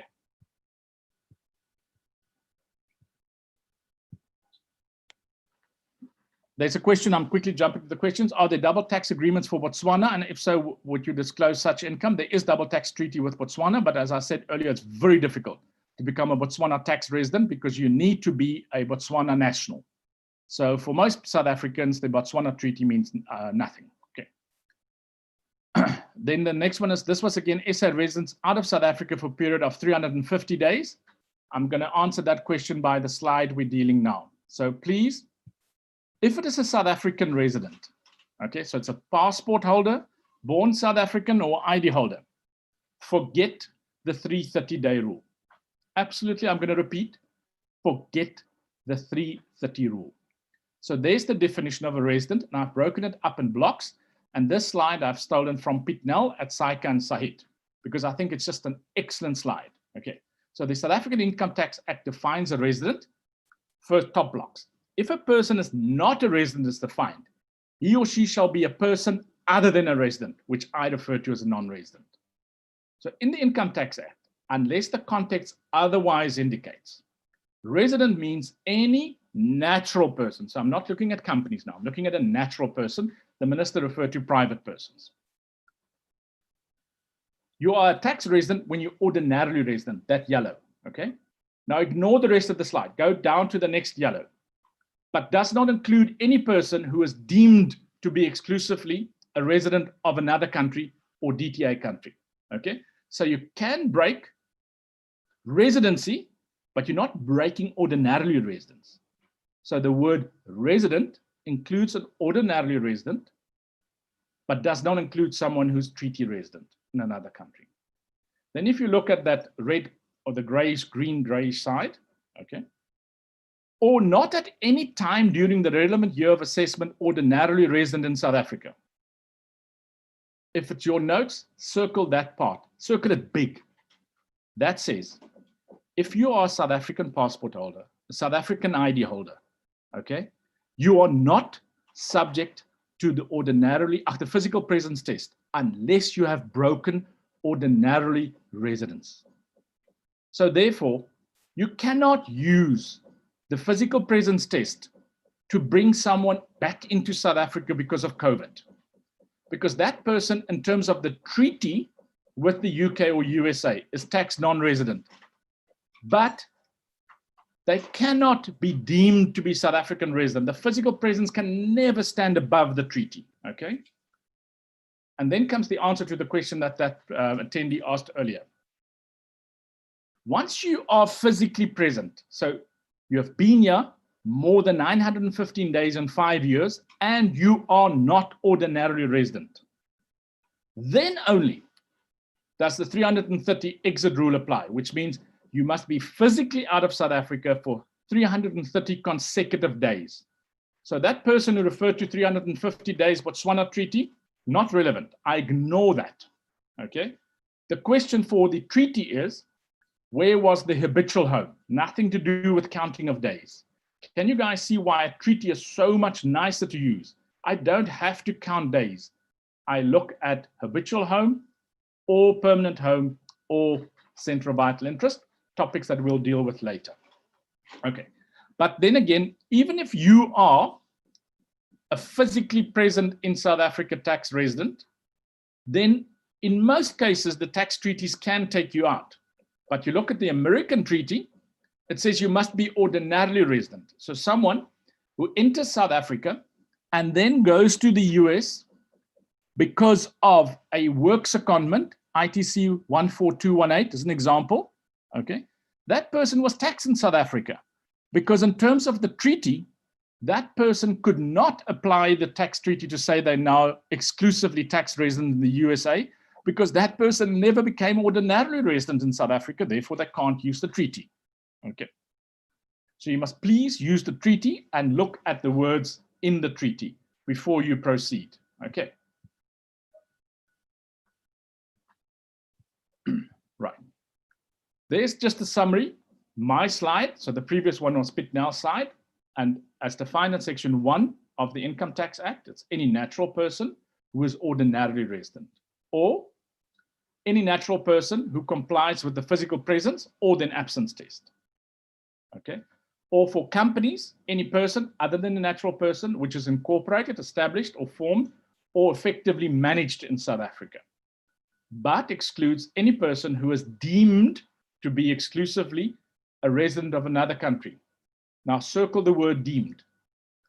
99% of our treaties uses the word deemed. So you can't elect not to be tax resident. If the treaty deems you to be tax non-resident, SARS can collect the tax against you. So you cannot play around with tax residency as you like it. If you have no South African home and you live in the UAE, you are deemed to be exclusively tax resident in the UAE, which means you should have paid your exit tax to SARS anywhere between 2016, when that treaty came into place, and 2020. Okay, so very important. Tax immigration is a consequence. It's not an election. Okay. Now let's quickly compare tax resident rules to the foreign earned income exemption. FEIE is foreign earned income exemption. First of all, the ex-con rules apply. Okay. We'll deal with them a little bit later. If you have a foreign employer, you are a provisional taxpayer. So the last 2 weeks, I've been fighting with my colleagues nonstop, saying to me they're in a panic because their expats tax returns need to be in on the 16th of January, 16th of November. Where do I come to January? 16th of November. If you look at the SARS webpage dealing with provisional tax, I think it's the third bullet point, says, if you are not employed by a South African employer, so you have no pay-as-you-earn number starting with a 7, then you are deemed to be a provisional taxpayer. Okay. Even if you're tax exempt in South Africa and it's below 1.25, that person is a deemed provisional taxpayer. So the first thing you must now do this afternoon is to go and make all your expats provisional taxpayers and bill them for that provisional tax return that's overdue. And please make sure you file that August tax return before you file the 2020 return, because the provisional the rules around provisional taxes, if you have not filed that tax return, or you filed it late, SARS can deem that you filed a null return. The minute you filed a null return, or deemed to be a filed a null return, then there could be penalties on the underpayment of provisional tax. So I know those people below R1 million, we don't have too much of a worry, but I will tell you that 80% of the ADRs I'm doing at the moment is underpayment of provisional tax, because SARS, as part of the focus on this expat tax and the capped exemption, has suddenly picked up that expats have failed to correctly tax file and they've failed to pay provisional tax. Because remember, they're probably renting out a property and they should have been provisional taxpayers on that. Okay. The next part is that 1.25 million is not apportioned. Okay. So some of you may have seen my article in the Integrity Tax. SARS has, on the pay-as-you-earn guide, correctly stated that you can start the pay-as-you-earn calculation. So that's where there's a South African employer. You can start and say remuneration, or the amount subject to pay-as-you-earn, is minus 1.25, and you only need to start deducting pay-as-you-earn when you go over the 1.25. So use an example. If a person earns 2 million rand for the tax year February 2021, comes 31st of August, he's only used up 1 million of his exemption. Therefore, he has paid no pay-as-you-earn. However, if you look at the provisional tax returns, you must calculate 2 million, deduct the 1.25, then there's 750. You don't apportion the 750. You calculate the annual tax on the 750 and then half the tax liability. So we had a situation now in August where SARS demanded provisional tax on employees that didn't pay any pay-as-you-earn, but they were to pay that pay-as-you-earn in the second half of the year. Luckily for you, there is a new IRP3 Q, bracket Q, or SARS, when you call them, refers to the Q directive, which is aimed at expats that remain tax resident. It's not for expats living abroad. Okay. Then you can claim the foreign tax credit. So if it is a client who goes over 1.25 million, so it's 2 million, then you can claim the tax on the 750 that he paid in a foreign country. You can either claim it in terms of the treaty, or you can claim it in 6 quat. Okay. Why would I rather go for 6 quat? 6 quat has a rule that you can carry forward for 7 years, and the treaty, there's no provision to claim the excess in a subsequent year. But do remember, in terms of 6 quat, and in terms of the treaty, and in terms of interpretation note 16, it is very clear, and that's now issue 3, the one that's available now and deals with 1 March forward. Okay. If you claim 1.25 million out of 2 million as tax exempt, then you must throw away, ignore the pay-as-you-earn credit in the foreign country on 1.25 million divided by 2 million. So you can only effectively claim the pay-as-you-earn on the 750. Also very important, if the person is in a country where their payroll includes certain other taxes which are not part of the tax treaty, okay? So in America, if they pay NIIT, that's their wealth tax, you cannot claim that as a pay-as-you-earn credit because it's not part of the treaty. They brought it in after we signed the treaty. There's no tax credits for that.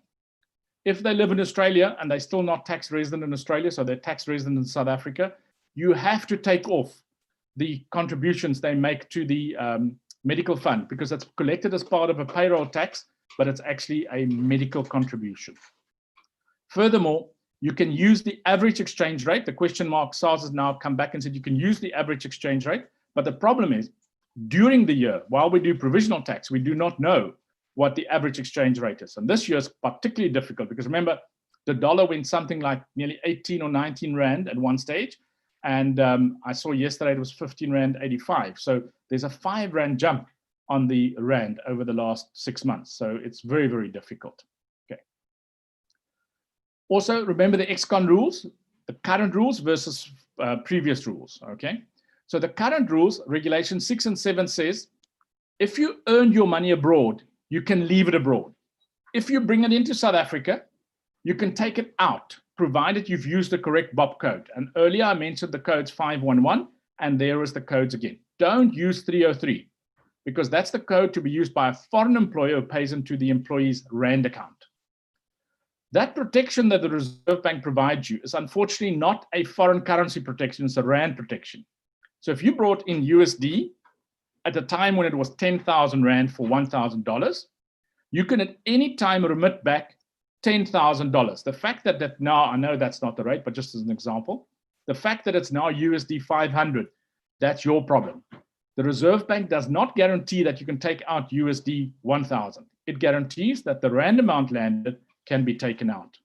You're not allowed to compound interest at all.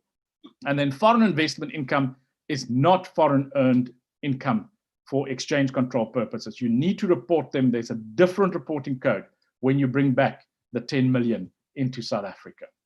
Okay. Let me just quickly look at the questions.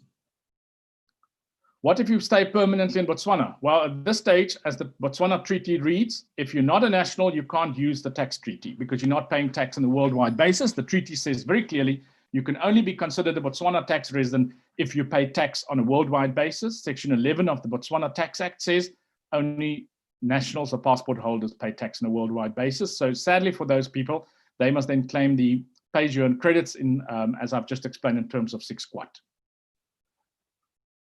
Must this not be foreign income exempt due to tax already withheld? No, it's not exempt. So very important. The fact that there's foreign tax does not exempt you from South African tax. It gives you a credit to be deducted against the South African liability. So the Botswana tax is roughly at 42%. Ours is 45%. So you're probably going to pay in 3%. Okay. And then what about the remuneration below 1 million? If it's below 1 million, they fall into that capped exemption. So 100% of the foreign income is exempt. So they earn less than 1.25 million, that we're all okay. Then we don't need to worry. Okay. Then Jacques again asks, can a taxpayer claim UK tax deducted where they've received income when in South Africa during COVID lockdown? If so, would the UK payslip suffice? Sadly, no, Jacques. You can only claim the tax credit if you were physically in the UK. So what happens is Article 14 of the double tax treaty with the UK and most other treaties, either treaty Article 14 or some in 15, the more modern ones, it's in 15, says that South Africa has the first right to tax if you've been in South Africa for more than 183 days in any 12 months. So remember, as I explained, those people that were locked down in South Africa in the treaty, they are locked down because of COVID. They can't claim treaty benefits. South Africa now has the right to tax them. They will not become tax resident because they remain UK tax resident. So there's at this moment a big cash flow problem because the UK will not stop the pay-as-you-earn deduction. So I understand why you asked the question, but strictly speaking, they must get that credit in the UK. Remember, the credits for 6 Quad and the double tax treaty is only for non-sourced tax, okay? Because he sat in South Africa, the source is South Africa, and the treaties always allow South Africa to tax at source first, okay? Very important, when you come to the slide about the 183 days test, we'll see that the National Treasury has reduced the 183 days for certain taxpayers to 117 days, 117 days, but they have not reduced the treaty rules to 183 days. Now, Jacques, I'm not going to go further, but that UK employer, and I assume that's the question that you emailed this morning. I didn't want to give you sleepless nights, but that UK employer is at risk of being a South African taxpayer. So the UK treaty says if there's employees more than 6 months in South Africa, then that UK employer is deemed to have a permanent establishment in South Africa. So I think his employer has a bigger problem than he has, okay? So that answers both those two questions. So sadly, Jacques, your client's in for a bit of a cash flow problem, or you must try and file the UK first, get the refund, and then pay SARS. But the problem is, this is the typical taxpayer who faces the underpayment of provisional tax. And we have brought this to the attention of the National Treasury and SARS. They were present in the meetings, and it was in the Standing Committee of Finance, but we were slapped down a little bit. So yeah, we tried to allude them to this problem, but it's not there. Just to tell you that the OECD, Jacques, has indicated they expect tax countries or tax authorities to adjust, but South Africa, unlike the UK, has not done that yet, okay? So what is the double tax treaty misconception?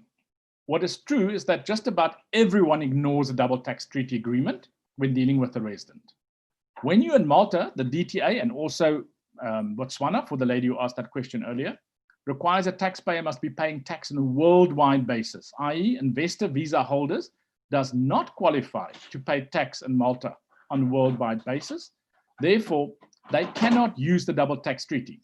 Interesting enough, because for exchange control, they could formally immigrate, they could take their retirement annuities out, but they could never tax immigrate. So come 1 March, people living in Malta should try and file. That's one of the groups that I say, do your financial immigration quickly.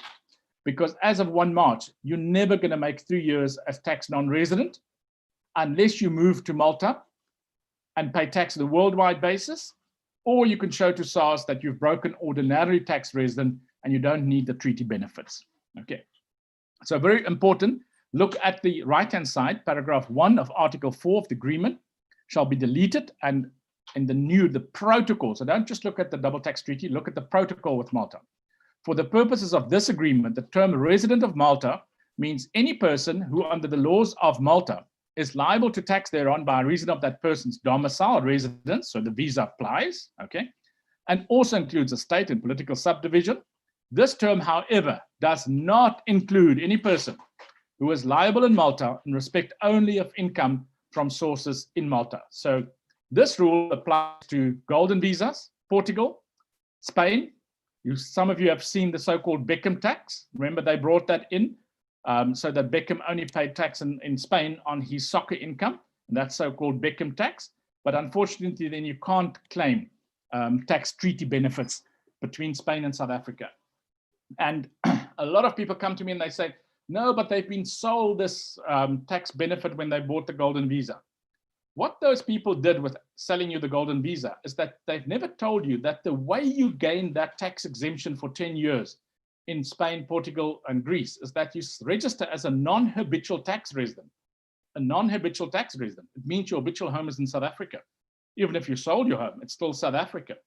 So it's very important that you make sure before you buy a golden visa or pay for it, that you go to a country where the treaty allows you to tax immigrate. Okay. So very important is that the double tax treaty misconception is so big, we need to address it as quick as possible. Right. Then on the United Arab Emirates Treaty. So I'm just going to go back. Let's quickly look at that sentence on the right-hand side. The last sentence says, this term, however, does not include any person who's liable in respect of income from source only. If we now look at the bottom part is the UAE's definition of an individual, okay, who under the laws of the UAE is considered a resident thereof by reason of that individual's domicile or residence. So when you have an Ijari lease, you have a residence. And there's no sentence to say that you must pay tax on a worldwide basis. In fact, you can be tax resident in the UAE, Qatar, and KSA without, KSA is Kingdom of Saudi, without ever paying any tax in those countries. Okay. So I've dealt with all of this. Just the pain in my butt, as you all know, is the tax petition group who said 5 years. Telling the Reserve Bank you're leaving for 5 years was adequate to tell SARS that you left forever. What a lie. So let's look a little bit more into the DTA with South Africa and the UAE. I chose this one specifically because the SARS guide on foreign exempt income has an answer which indicates that if you live in a country where you are not paying tax on your salary, that SARS always have the right to tax you, which is not true. The UAE law defines a resident as a person in the UAE that's an individual that's either an Emirati, that's A, or, can you see the yellow, or an individual from any country who is a resident in the UAE with a valid Emirates ID and a valid residence visa. Now that and is very important. If you bought a property in the UAE, you get a residence visa, the one that's stamped into your passport. You can move in and out of the UAE as you like. But only when you're employed in the UAE, you get an Emirates ID, the plastic card, and that is your tax number in the UAE. And the minute you have that, and then they have a test in their own country which says you must have financial good standing, no bad debt, and you must have employment, and you must have been in the country 183 days in the last 12 months, then they'll issue you not a tax residency, but a tax domicile, a little bit stronger than a tax residency certificate. Okay, so the source of these rules I've given you, there's the OECD model. And then you'll see that in the previous slide, the tax petition group said to me and publicly attacked me saying that the double tax treaty with UAE can be cancelled. Yes, it can be cancelled. So could tax law be cancelled. And we saw that the tax law was indeed cancelled, not cancelled, but changed recently to cap the exemption. Okay. So there's the TRC or tax residency certificate requirements. It's a TDC, tax domicile, but we in South Africa refer to as a tax residency certificate. At the moment, it is on the webpage of the Minister of Finance. I always laugh at it when I do it. It's mof.gov.ae. But I don't know if it's this month or next month. They're moving it to their tax departments, the TFA's webpage. So the process will change a little bit, because they now have that and they have splitting their revenue collection from the Minister of Finance. So if you ever wondered why our Tito Mboweni is the finance minister, it's not to call him MOF, so it's FM. But anyway, back to the tiebreakers. Earlier I said to you, I'll help you, guide you through the tiebreaker rules. Now this is the OECD model, but it's also the one for the UAE, it's also the one for Australia, and it's also the one for the UK. When an individual is resident of both South Africa and the UAE in terms of the treaty, okay, then that individual status shall be determined. So let's go back, both of South Africa and Botswana. So in Botswana, that person needs to have a Botswana nationality before they can be. If you look at the USA, it must be a person that is ordinarily resident in South Africa, or in the USA, they call it either a resident alien or a resident. A resident alien is someone who's been there 3 years. They don't have a 5-year test. It's a 3-year test. Or a resident is anyone who has a green card or US nationality. So once you meet the treaty test of a tax resident, that individual status, only for individuals, shall be determined as follows. And then you follow the tests, and the minute you meet one of them, it's a deeming provision. So you shall be deemed to be resident only or solely of the state in which a permanent home is available. Permanent home and available. So when you're in the UAE, when you rent a house, it's permanently available to you. When you have a house in South Africa and it's rented out on a long-term contract, then it's not available to you. So you must either sell your house in South Africa, or if you have not sold the house, then we go to the next test. You're deemed to be a resident only, again deemed, very strong, in the state in which the individual's personal and economic relationships are closer.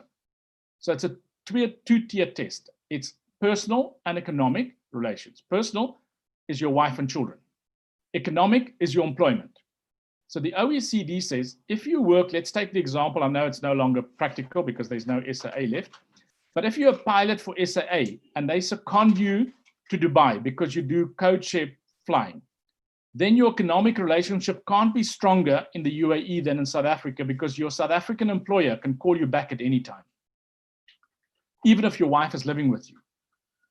But quite interestingly, even if your wife is not living with you and you are in the UAE and you work for a UAE airline, Etihad or Emirates, then you'll be deemed to be a resident only of the state in which, and now circle that word, individual has an habitual abode. Can you see the previous test was the family, the core family, husband, wife, and children, or 2 spouses and children? The habitual home test is an individual test. So you can indeed have a husband who has an Ajari lease in the UAE, whose habitual home is UAE, but his wife is living in South Africa. So in the first test, you only have one residence available to you. Then it's husband and wife. The second test is you have a home in South Africa, which is a farmhouse and a trust or a holiday home. Then because your wife is with you in the UAE and you're employed by a UAE company with no links to South Africa, so when I'm saying links, they can have a branch here, but they can't call you back to South Africa. Then you can be deemed to be tax resident because your center of vital interest, CVI, is in the UAE. But if you split and you have your own home in the UAE, your wife and children are in South Africa, then we look at the individual. We no longer look at the family unit. And the habitual home, the OECD says, it's the home where you spend most nights to rest and recuperate. Rest and recuperate. So the example they use, which I think explains it very clearly, is that if you have a client working on an oil rig that spends 4 weeks on the oil rig and 2 weeks back home in South Africa, he cannot claim the oil rig as his tax residence. His rest and recuperate nights are mostly in South Africa. So the 2 weeks count more than the 4 weeks on the oil rig. Okay. But if that same person was 4 weeks on an oil rig and then went 2 weeks back onto UAE and stayed in the UAE and had a lease agreement in the UAE, that person could be tax resident in the UAE, because although their employer is not in the UAE, their wife and kids are in the UAE, and their habitual abode, the place where they rest and recuperate more often during a tax year, is in the UAE. The OECD has also recently amended that to say that is a 5-year test. You don't need to do it in a 1 year. So there could be 1 year where your habitual home was more South Africa than a foreign country. But now, interesting, my interpretation of that, and that will have to be tested in court, is that people locked into South Africa because of COVID-19, applying the OECD rules, remember South Africa follows OECD, but we're not a formal member, that in terms of the OECD rule, looking at a 5-year period, the habitual home remained the UAE. The fact that they were locked in here, and Jacques' client earlier from the UK that was locked in here for 183 days, the habitual home, the home that over a 5-year period they rest and recuperated, was in the UK. Therefore, I feel that the tiebreakers would favor the UK. And you can see all 3 of them as deemed. Now comes the next one. If the individual has an habitual home in both countries, okay, then he will be deemed to be a tax resident in the country where he's a national. So South Africans can never become nationals of Emiratis, of the Emirates, but we can become nationals of the UK and USA, so-called dual nationals. And if you're dual national, you go into the next one, and that is where I need you as a client, because then I can make nice fees from you. We then have to go to both the contracting states, both to South Africa and to the UK or US, and ask them by mutual agreement to agree where you are tax resident. I've only had that once in my life, and South Africa was very aggressive and said tax resident, yeah, and very quickly the Americans said, sorry, they are tax resident in the US because they elected, and I follow the American argument, they had a South African passport, they got a green card, they converted that. So the election is stronger than birth, okay? Which is an interesting thing, because in the UK, your birth is stronger, your domicile is stronger than your election. So it's quite interesting how countries differ. I've never had to do a tiebreaker test with the UK, but the Americans and SARS then gave in and said, okay, the USA wins because it's an election the person made to no longer be South African, but there was no requirement to give up their South African passport. Okay, so there it is. Once you are a resident in both countries, then the UAE, in the example I used, won the tiebreaker.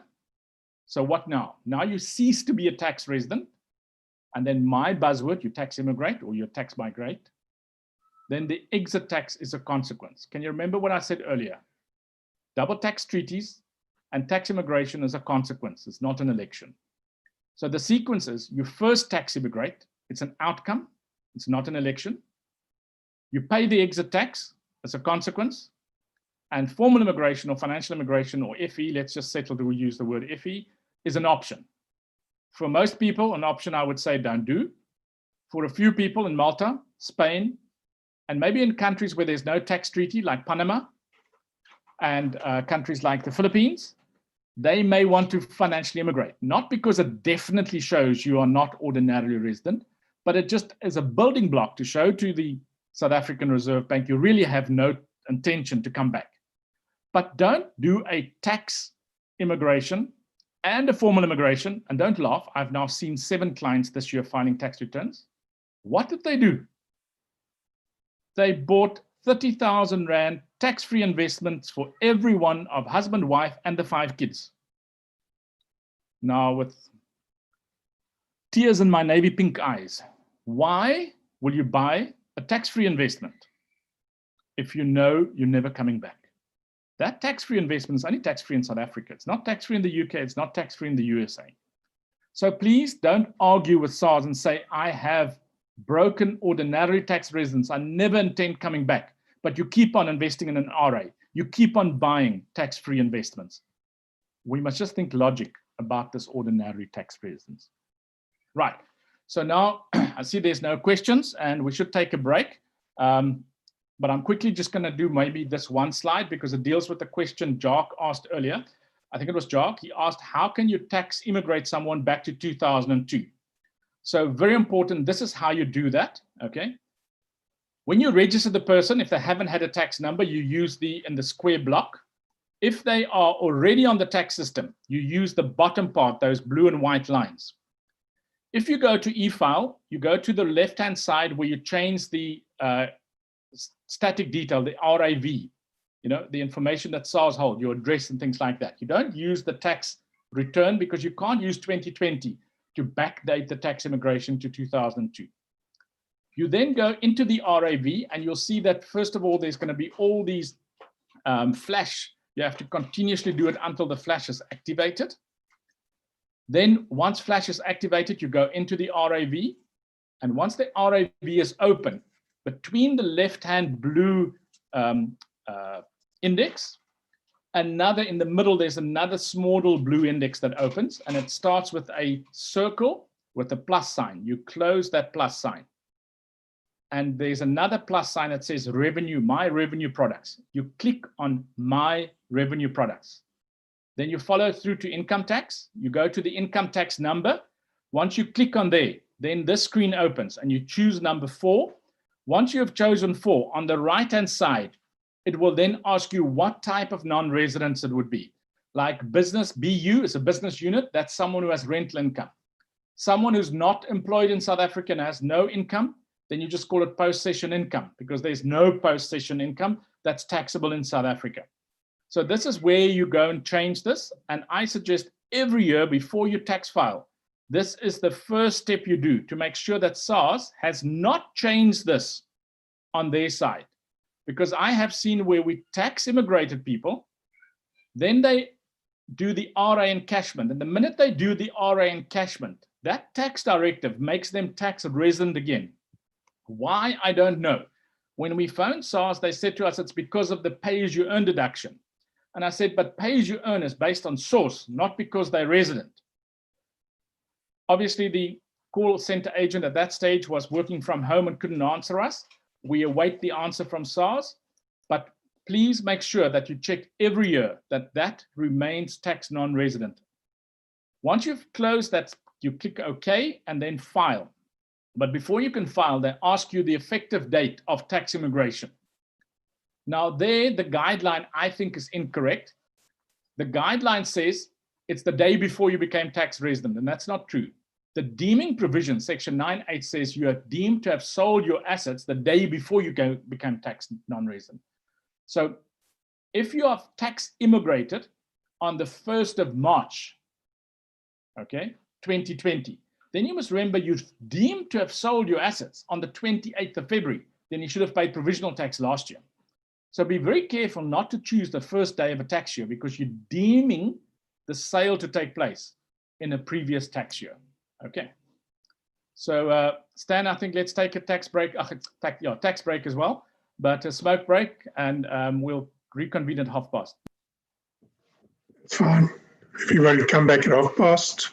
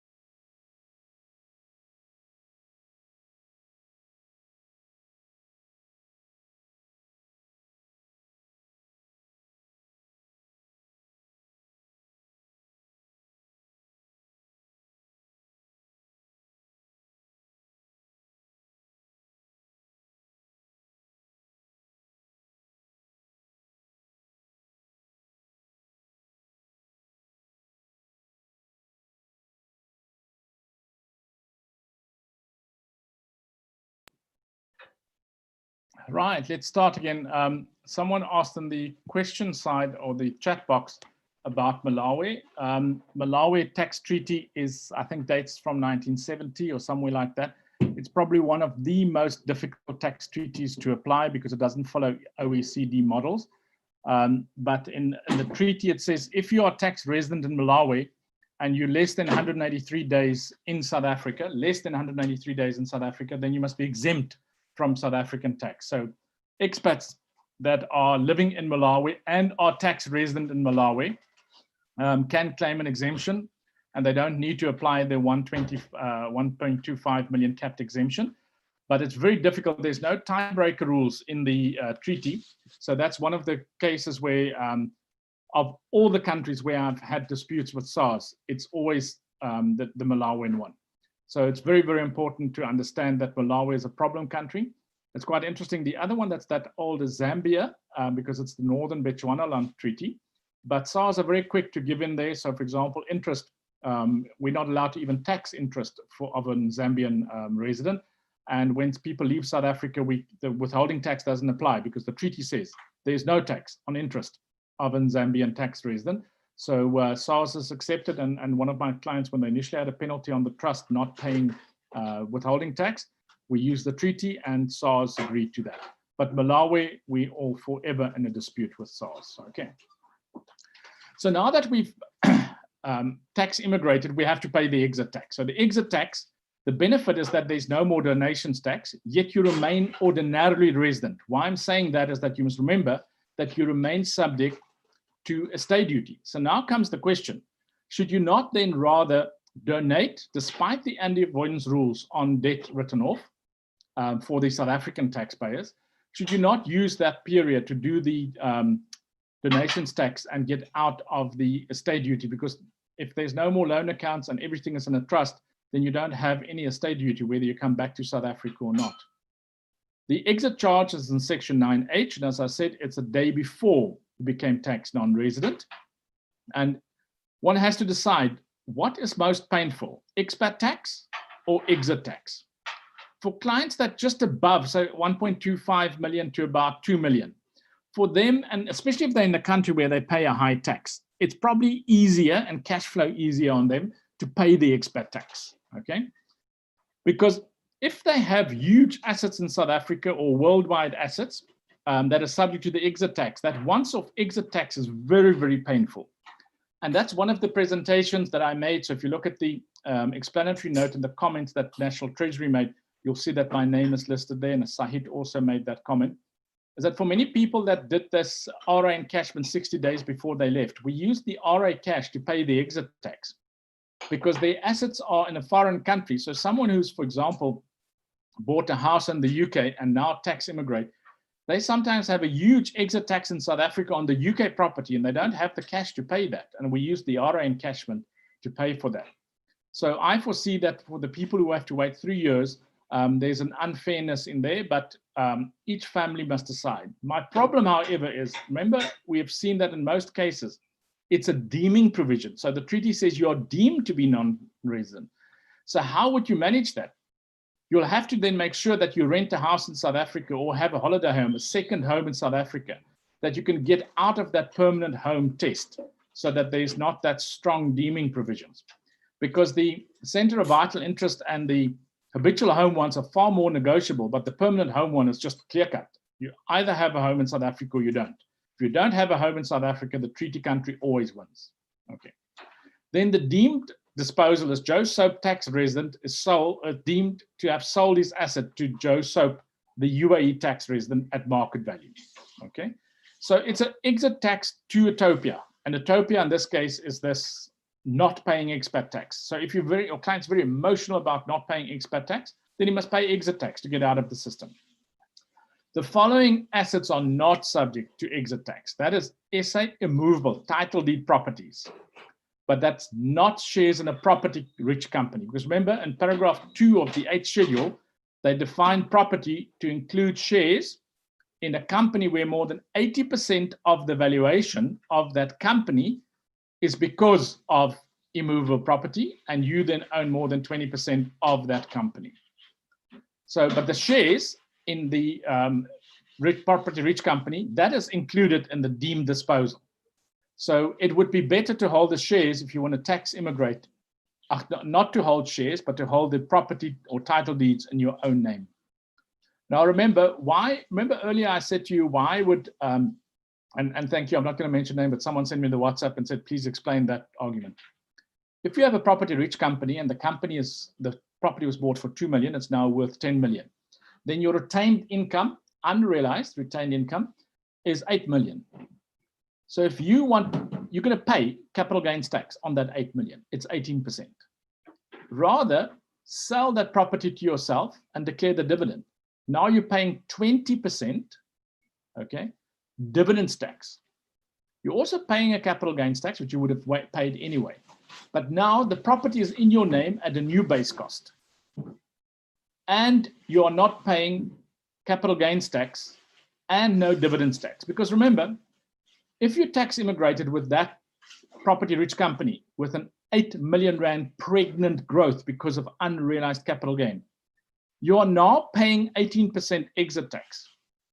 And 2-3 years from now, when you do sell that property, you're going to pay capital gains tax again on 8 million. No credit for that capital gains tax you paid in your personal name when you left, or the company is going to pay the capital gains tax. Plus, there's going to be a 20% or 15% dividends withholding tax.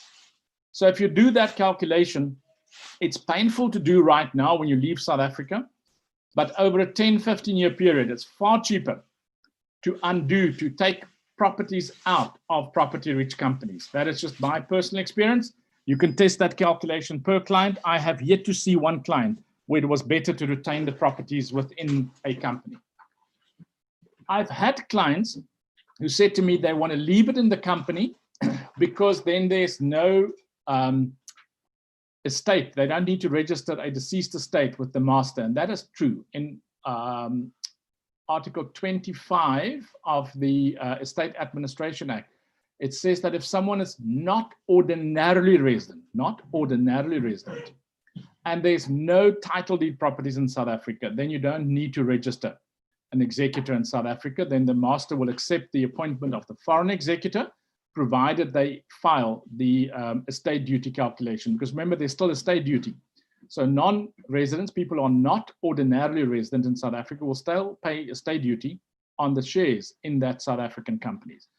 So in that case, I have had clients who kept that property or property rich company because they didn't want a deceased estate. So if it's someone who's in their 70s and they're going to Australia because their children are there, the children is anyway going to inherit that shares. So therefore, I understood why they did not do that. The problem is when they arrived in Australia, the Australian tax advisor told us they should have cancelled or closed that company down because Australia does not give credit for our dividends tax because they tax dividends as normal income. So at the end, the taxpayer who immigrated to Australia is now regretting that they didn't follow my advice. So I have yet to meet a family that was better off to keep a property rich company in South Africa. So once you tax non-resident, you're now on the source-based tax. Now, once you're on the source-based tax, you don't have to worry about expat tax. There's no more 1.25 million cap. You're exempt on all your foreign sourced income. But remember, all those treaties have a rule between 180 days and 183 days. If you then spend more than 180 or 183 days in any 12 months back in South Africa, then the treaty in Article 14 or some in the newer ones in Article 15 allows SARS to tax you, as we had that question earlier. So that poor taxpayer, now his pay-as-you-earn or payroll taxes in his home country is not switched off. But now because he was locked in for COVID-19 in South Africa, he spent more than 183 days in South Africa. Therefore, now he gets South Africa gets the right to get taxed, to tax that employer at source. But do remember, if you were locked down in South Africa and you had your own family company, then SARS could tax you from day one. This rule that you can spend, say, less than 180 days in South Africa in any 12 months working for a foreign employer and not pay tax is very important. You must look at the treaty. There's two requirements. Your employer must have no branch in South Africa, or if it has no branch in South Africa, doesn't recoup your salary from an enterprise in South Africa. So it must be a pure secondment for a short term. When they transfer you and they charge from head office to the branch in South Africa or the subsidiary in South Africa, then strictly speaking, that exemption fails. Will SARS know? I don't know, but please don't do tax planning on non-disclosure. For everybody who has been locked down, Treasury at the Standing Committee of Finance and Parliament said to us they'll do it on a case-by-case basis. I worry about a case-by-case basis because that means there's going to be 15 notice objections every week in the 2022 filing season. But anyway, at this stage, they've reduced the 183 days test to 117 for the expats. But for the non-residents, they have not reduced the treaty test to 117. The state duty, as you see, there's no absolute certainty. The test is going to be by the time that you die, are you still ordinary resident or not ordinary resident? We've dealt with the immovable property, but just look at some treaties. There's a requirement that a CGT on immovable property can only be charged by SARS if 80% of the property is owned by foreigners, by South Africans, and some treaty says the value is only 50%. So it could be that it was not a property-rich company in terms of South African rules, but the treaty then gives SARS the right to tax that property-rich company because now the treaty reduces the South African rule from 80% to 50%. Okay, be aware of that. There's not many treaties like that, but there are some. Then on the trusts, there's the anti-avoidance rules. Remember, I said to you the conduit principle for capital gains tax is switched off. Secondly, if you vest interest, then you have withholding tax. And if you vest interest in a non-resident child, then it could be that Section 7.8 applies. And don't forget 7.3, because if your grandchildren are minors, sorry, not your grandchildren, your own children are minors, then 7.3 can apply and SARS can still tax you back into South Africa. Very important is to update SARS on the RAV as well as on the IT-12. And for some people, we have to do either BDP or an objection. Okay, so in conclusion, you need more than financial immigration to tax immigrate. But if you need to do financial immigration because you want to cash out your RAs before 28th of February, do it. But do it for the right reasons. Don't do it to prove to SARS that you tax non-resident. It's not going to work. Okay, so I'm saying that a lot of people paid for financial immigration as a tax solution, and they should never have done that. Okay. So I just want to quickly answer the questions before we go into the next section. Stan says, you talk about property-rich companies, but does not the same apply to investment companies holding listed shares? No, it's only for property companies. So Stan, very important is that in the draft tax law that came in now, SARS has actually also brought in anti-avoidance rules because on the JSE, the property-rich companies, we could tax immigrate them, and then we did not pay any exit tax on those shares. And now SARS has seen the loophole, so you'll see that there's some anti-avoidance rules coming in now. When is the Section 9H exit tax payable? Is it included in provisional tax? Yes, it's included in provisional tax, but the interesting question is, when must you pay the provisional tax? As I said earlier, when it's someone going to America, I make them pay the provisional tax before 15th of February, so that they claim it in the calendar year, the previous calendar year. But strictly speaking, your tax year end comes to an end on the day that you tax immigrate and you're deemed to have sold the previous day. So if you become tax resident in a foreign country, like the UK on the 6th of April, then strictly speaking, I'm arguing that the provisional tax should have been paid on the 6th of April. But SARS doesn't have a system to control that. So as long as you pay it by August, then you're quite okay. But most people that go out do it round about January, February, with the result is that you don't know if you've tax immigrated before 6 months into the calendar year. So for example, if you went to the UAE, you've only met your 193 days in their 12-month period on the 31st of August, okay? Which means then they deem you to be tax resident from the 1st of January, which means that now the tax treaty deems you to be tax immigrating prior to 28th of February, but you only know that on the 31st of August. And I have successfully claimed a waiver of the provisional tax, the underpayment of provisional tax on those circumstances. I'm currently doing one for people that went to the UK. The UK rule says on the 5th of April, the end of their tax year, if you've been in that country 183 days, they then deem you tax resident from the 6th of April. They also deem you back to the first day of their tax year.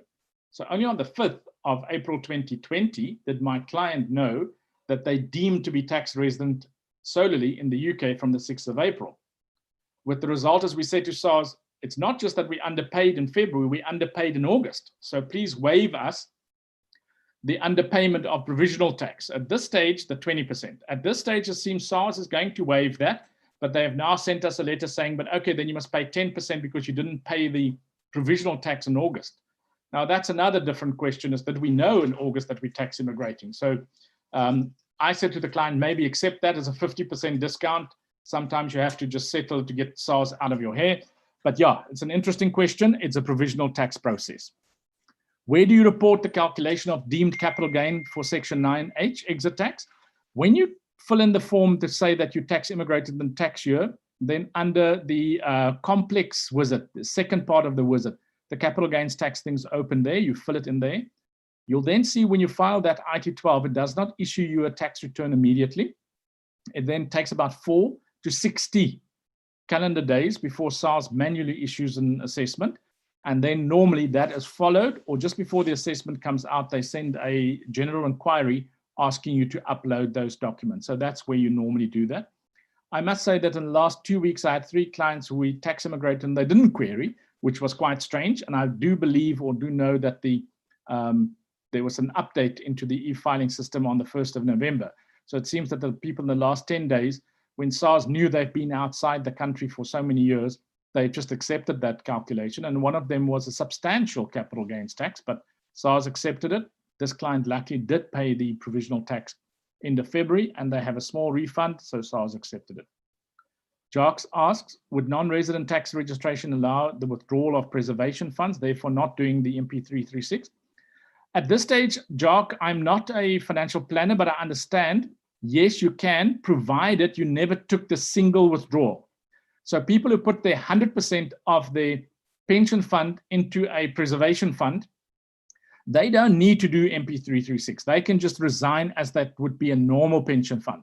But those people who took a single withdrawal or the advance, they are, so it's the people that in the past used to have to do that, I'm told, called a 14 cap C transfer from a preservation fund to an RA. Those are the people that now need to do the MP336. But that's subject to a comment from someone in the industry. I'm not a financial planner, so I'm not too sure, but that's how I understand it.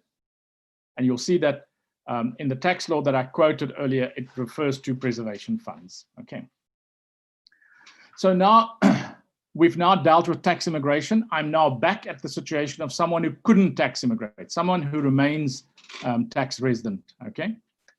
Sorry, Jock, just add another question. If someone changes tax residency on the 13th of October, do I need to submit a tax return for the period March to October 2020? No, you're going to file it all as part of. So Income Tax Act, or the Tax Administration Act, section 66 bracket 13 cap A says that you can file one tax return for the 2 periods. That's the practical workaround that SARS has brought into the Act. So it's just the provisional tax that I suggest that you pay by October or end of December, especially if the guy goes to the US. Your client went to the UK, so it's fine. As long as you paid by February, then it's before the 5th of April. So for a UK client, it's not that important. Okay, so now we're back. I just want to see that I've answered all the questions. Yep, I've done. Okay, now we're back into the situation where someone did not tax immigrate. So sadly for them, they're into this example of ours. Okay, so they have a taxable income of 2.5 million in February 2021 tax year. Okay, so the 31st of August, they had to pay provisional tax. And then 31st of January, they have to file their 2020 tax return. And if they're below 2.5 million by 28th of February 2021, they have to pay that provisional tax by 28th of February. And that person then needs to be 80% correct. Okay, so it's very important that the exemption brings down your taxable income to below 1 million rand because of pays you retirement annuity deductions and all things like that. But if there was rental income, you could be over 1 million again, and that is the 1 million for the provisional tax test. Okay, so the exemption is 1.25 million, as I've indicated there, okay? Then SARS also refers to Interpretation Note 1, provisional tax estimates. As I explained, they did not update that one. So they refer to it, but they have yet to update. It's not been updated. So if those of you who want to see my article, go to the Integrity Tax of August of 2020, and you'll see the examples I've used there. Okay, so the 1.25 million foreign earned exemption applies to people that's on the 183 plus 60-day test. Okay, if you were locked down in South Africa for COVID, then that's reduced to 117 days. And I did the slides before the budget came through, but it's definitely in the budget. It's 117 days, and there's a slide that I'll show you later that shows you 117 days. It's any 12-month period. So if you look at the law, it's a problematic tax law because there could be people that go above and beyond February 2022, and SARS have only given us exemption for 2020 and 2021 tax years. Oh, sorry, only for 2021 and 2022 tax years. Very important, it must be an employment, no contract workers, no commission agents. Okay, then it's an annual calculation, and it's not per day or per week, but it's on your work days. So it's very, very important that you calculate the work days per the country where your employee or your taxpayer client is based in. But if that person complies with the 183 and 60-day test, and they then came to South Africa for 2 weeks leave, and they did not work in South Africa, then that 2 days leave will still be deemed to be exempt income. But if they worked in South Africa, as Jacques' example earlier of that client who left in October, those days that they worked in South Africa when they could only leave for the UK in October, that will be taxed in South Africa because Interpretation Note 16, Issue 2 and 3 makes it very clear, the minute you worked in South Africa, SARS has the right to tax you based on the source principle. Okay, so very important there, you must use Interpretation Note 16, Issue 3 for the current tax year for the foreign exempt income. Okay.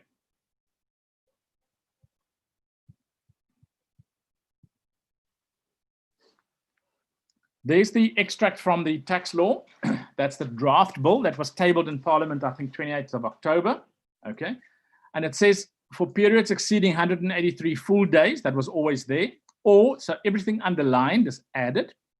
For a period or periods exceeding 117 full days in aggregate during any period of 12 months in respect of any year of assessment ending on or after 29th of February 2020. So that is a tax year of February 2020 and February 2021, but on or before 28th of February 2021. So we cannot go beyond that. Now, this assumes that we do not have had further lockdown. So we know since October, the UK has gone into further lockdown and people can't fly back to the UK because there's a dead lockdown in the UK. The South African government has put a red line around America. Americans can't come in and South Africans can't leave for America unless they have American passports or if they fly over another country. So they fly out of South Africa to, say, Dubai with Emirates and from Emirates to the US. But then remember, from what I've understood from my client, they had to do 10 days quarantine in the United Arab Emirates and a full 14 days in America. And America charged them $75 hotel night, $75 per night in quarantine in the hotel. They told me that the Emirates was free because they were on a connecting flight, but the connecting flight was 10 days later. So that's secondhand knowledge. I've never done that myself, but be aware of the fact that it's a problematic provision. I don't think it's clear enough, and I don't think it covers all situations. Very important, the second bullet point there, they have not reduced the 60-day count. So unfortunately, there are clients, I'm aware of clients that will not be able to meet their 60 days in a 12-month period. So that will then take them out of the exemption, which is very sad. We have made this proposal to Treasury to say switch off the 60-day test because people couldn't do the 60-day test. And where they were doing Zoom conferences and working in South Africa, but on Zoom, so they logged on to a foreign system. Please allow them to claim that as days physically outside, but they have not answered us. Okay. And then the February 2021, so it must be on or before 28th of February 21.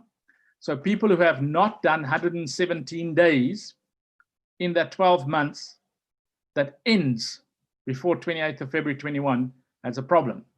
And people who are now, like Jock's client, leaving on October, now they become tax resident in the UK, so they don't need to worry. But assume they didn't become tax resident in the UK and they wanted to claim the exemption. Those people are going to have a problem because they're not going to be able to meet their tests before the 28th of February, because they probably won't make full 117 days outside South Africa, counting on the 28th of February 21 days. But we'll have to see how SARS interprets that. When we mentioned that in the standing committee, they said to us, case-by-case basis. Then there's other people who can also claim the foreign exempt income, and that is seafarers. Their test is they must be outside South Africa for 183 days in a tax year. There's no COVID reduction for them. So that I see the bullet points a bit confusing. There's no COVID reduction for them. Okay, it's only for the 183/60-day test. So those guys who were normally working on ships that came back in April, bad luck for them. They were only out March and April. I've had 1 or 2 clients that only came back in September. So they were floating outside on ships outside LA Harbor and in the Mediterranean, and they only came back to South Africa in September somewhere. So interesting, they were not on a ship for all that period, but I believe they can still claim the 183 days because they were outside of South Africa for 183 days. Therefore, their entire income for the years is exempt. Those guys who came back in April, they must just hope that they can go back and start working as seafarers again. But as you know, I can't see any of these big shipping lines going back into business very soon. So yeah, it's problematic. The document that you need to consult there is interpretation note 34, okay?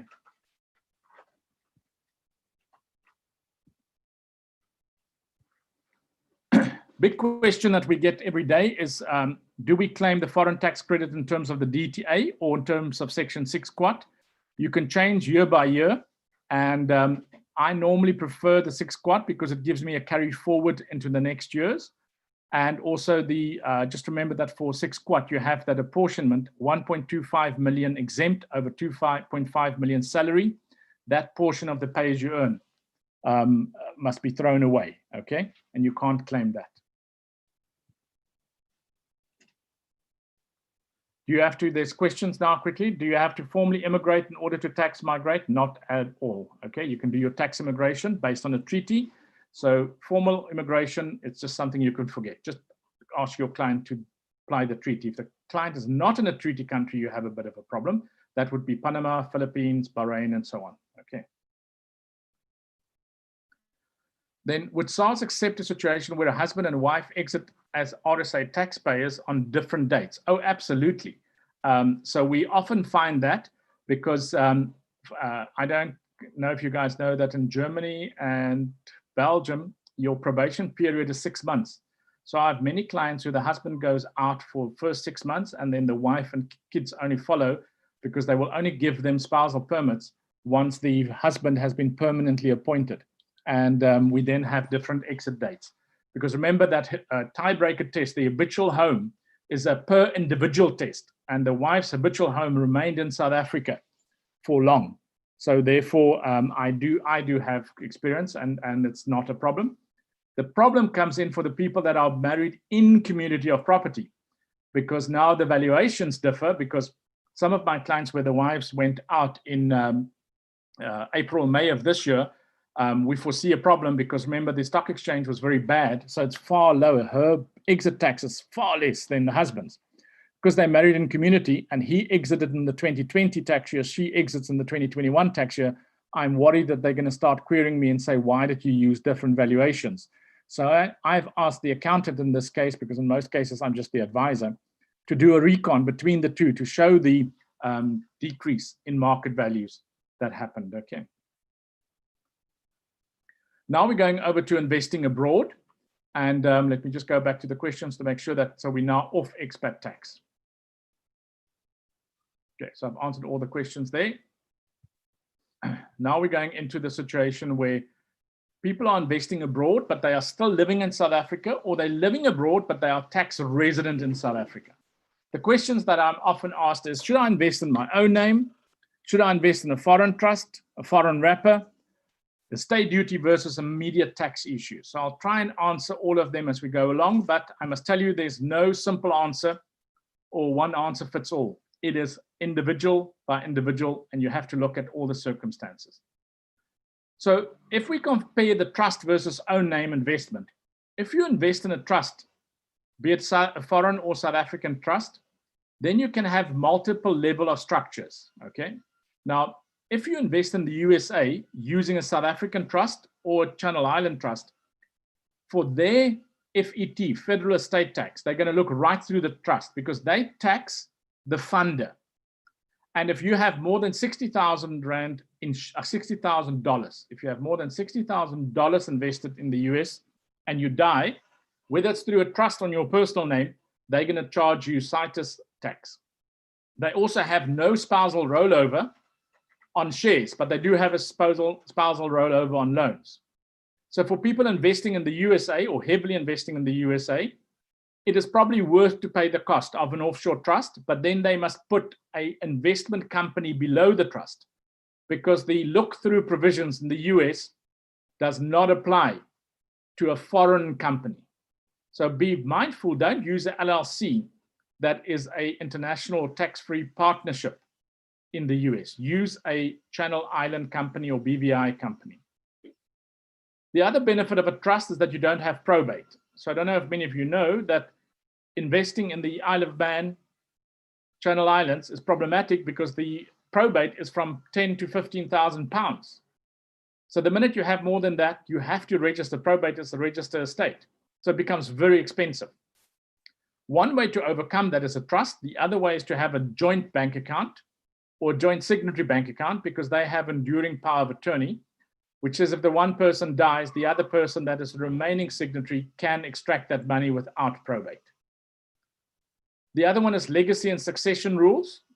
So if you invest in a property in Mauritius, some people use a trust or a company because they have forced succession rules. But remember, if you want to use a trust or a company, they have deeming rental income rules in Mauritius. So you may escape the succession rules, but you then into the deeming income tax because they deem the trust or the company to have rented the property at market value, which means you that stay tax-free are okay. There's no estate duty, there's no forced heirship, but the trust or the company that owns it will pay tax on notional income it did not really receive.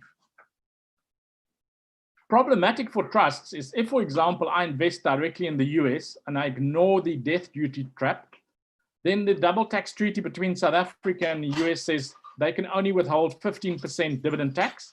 South Africa can then add the 5% to bring it to 20, so both countries tax. If you use an offshore trust, there's no double tax treaty between, for example, Isle of Man and the US, which means the dividend withholding tax between the US and the Isle of Man is 30%.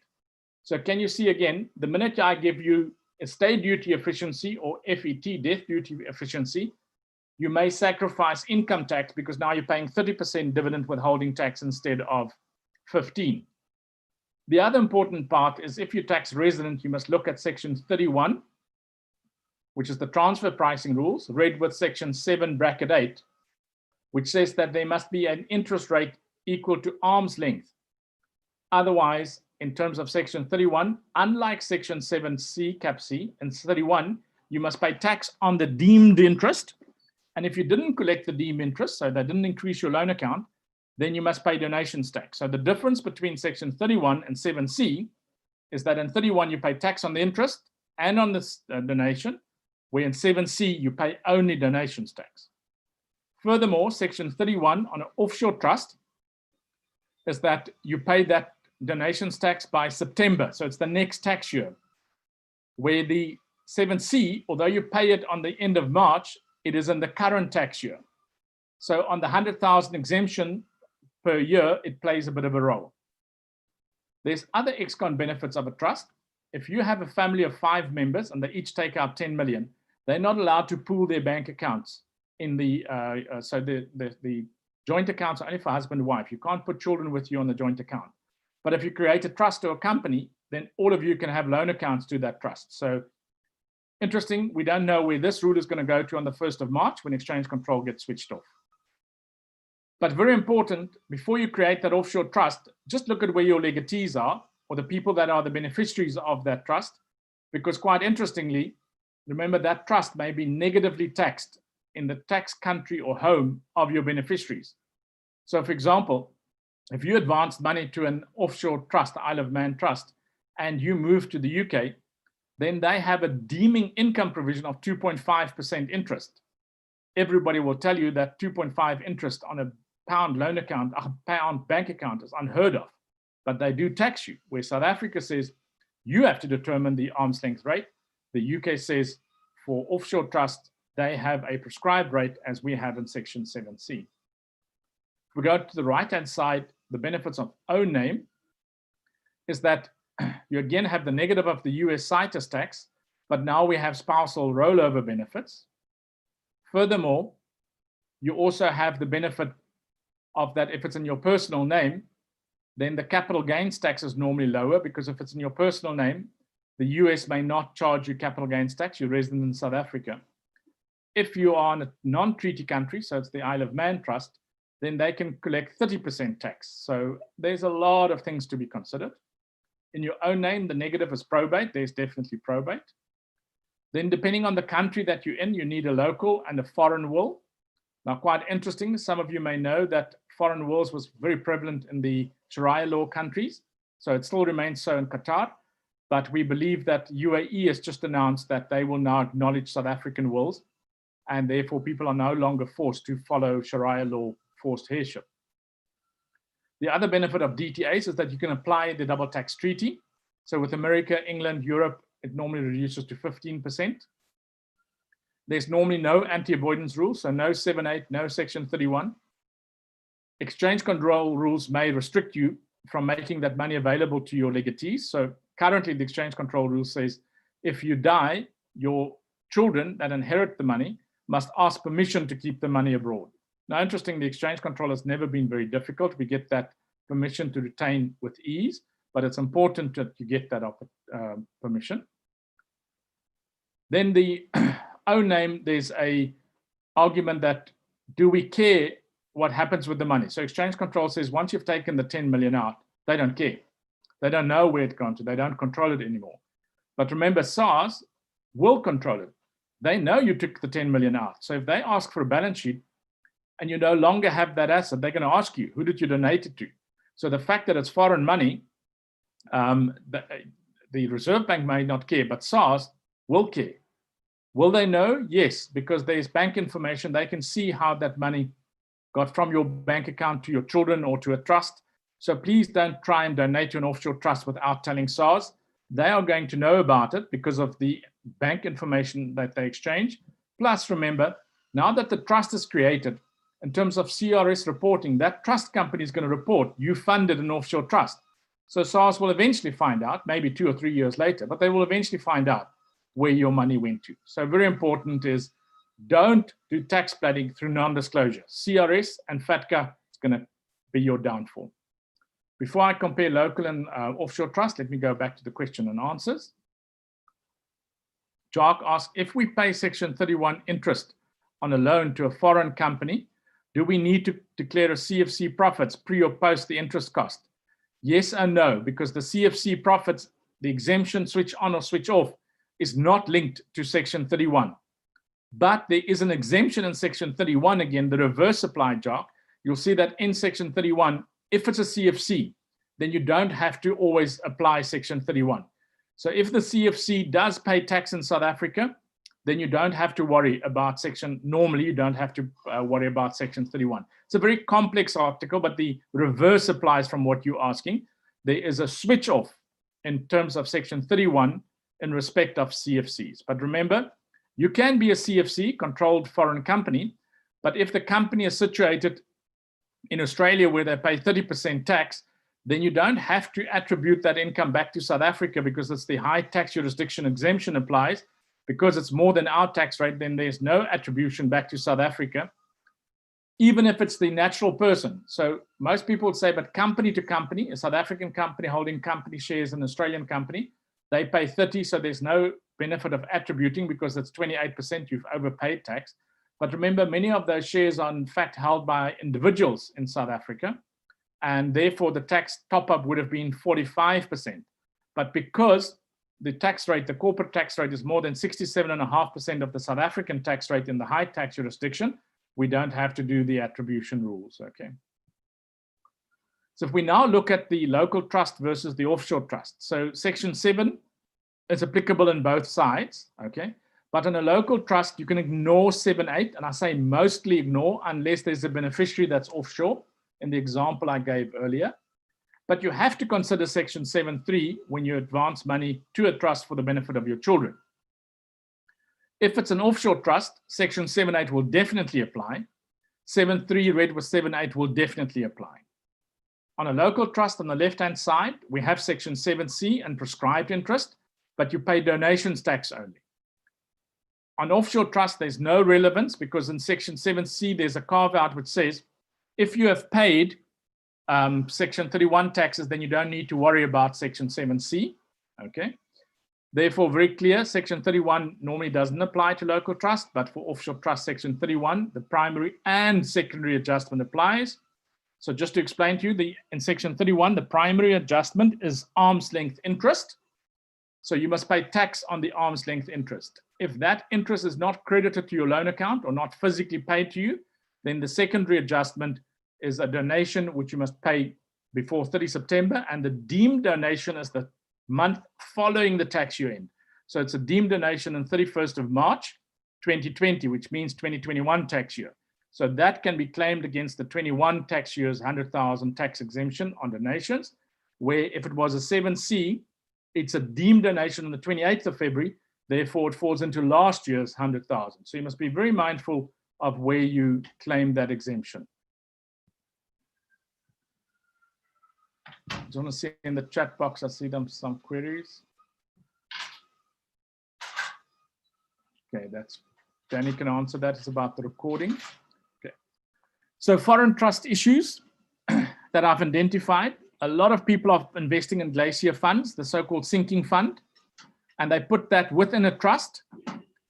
And then on that sinking fund, there's life cover. My problem is that you then have a state duty on the loan account and on the life cover, because foreign life cover is only exempt if it pays to a foreign bank account. So yes, generally it's only domestic policies that are taxed, but now the question is a life cover on a sinking fund for Glacier and Momentum not a domestic policy because it's a life insurance company in South Africa? The fund may be offshore, but the life cover is onshore.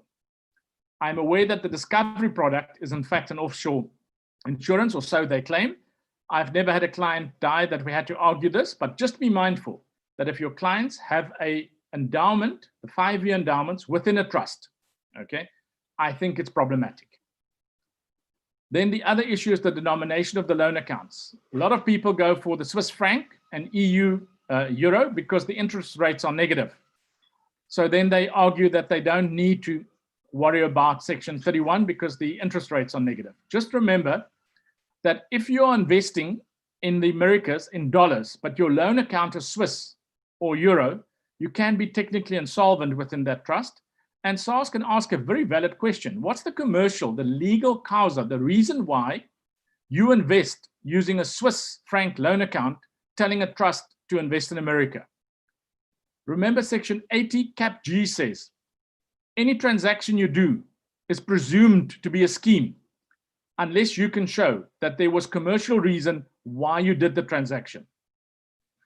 And I have yet to find a client that can give me the commercial reason for advancing a loan in Swiss francs, well knowing that the trust below invested in a dollar bank account or dollar share account. The benefit of denominating the loan account in a foreign currency is that your deeming interest and the secondary adjustment, your donation, is lower during your lifetime. But remember, because it's a foreign currency loan, if you die in the wrong time of the year, because on death at spot rate, not estate for estate duty at spot rate, not average rate, then if you died in March, April, it is 18 Rand to the dollar. If you die today, it's like 15 Rand 75 to the dollar. But the negative is that the loan account is now worth far more. So there's a balance.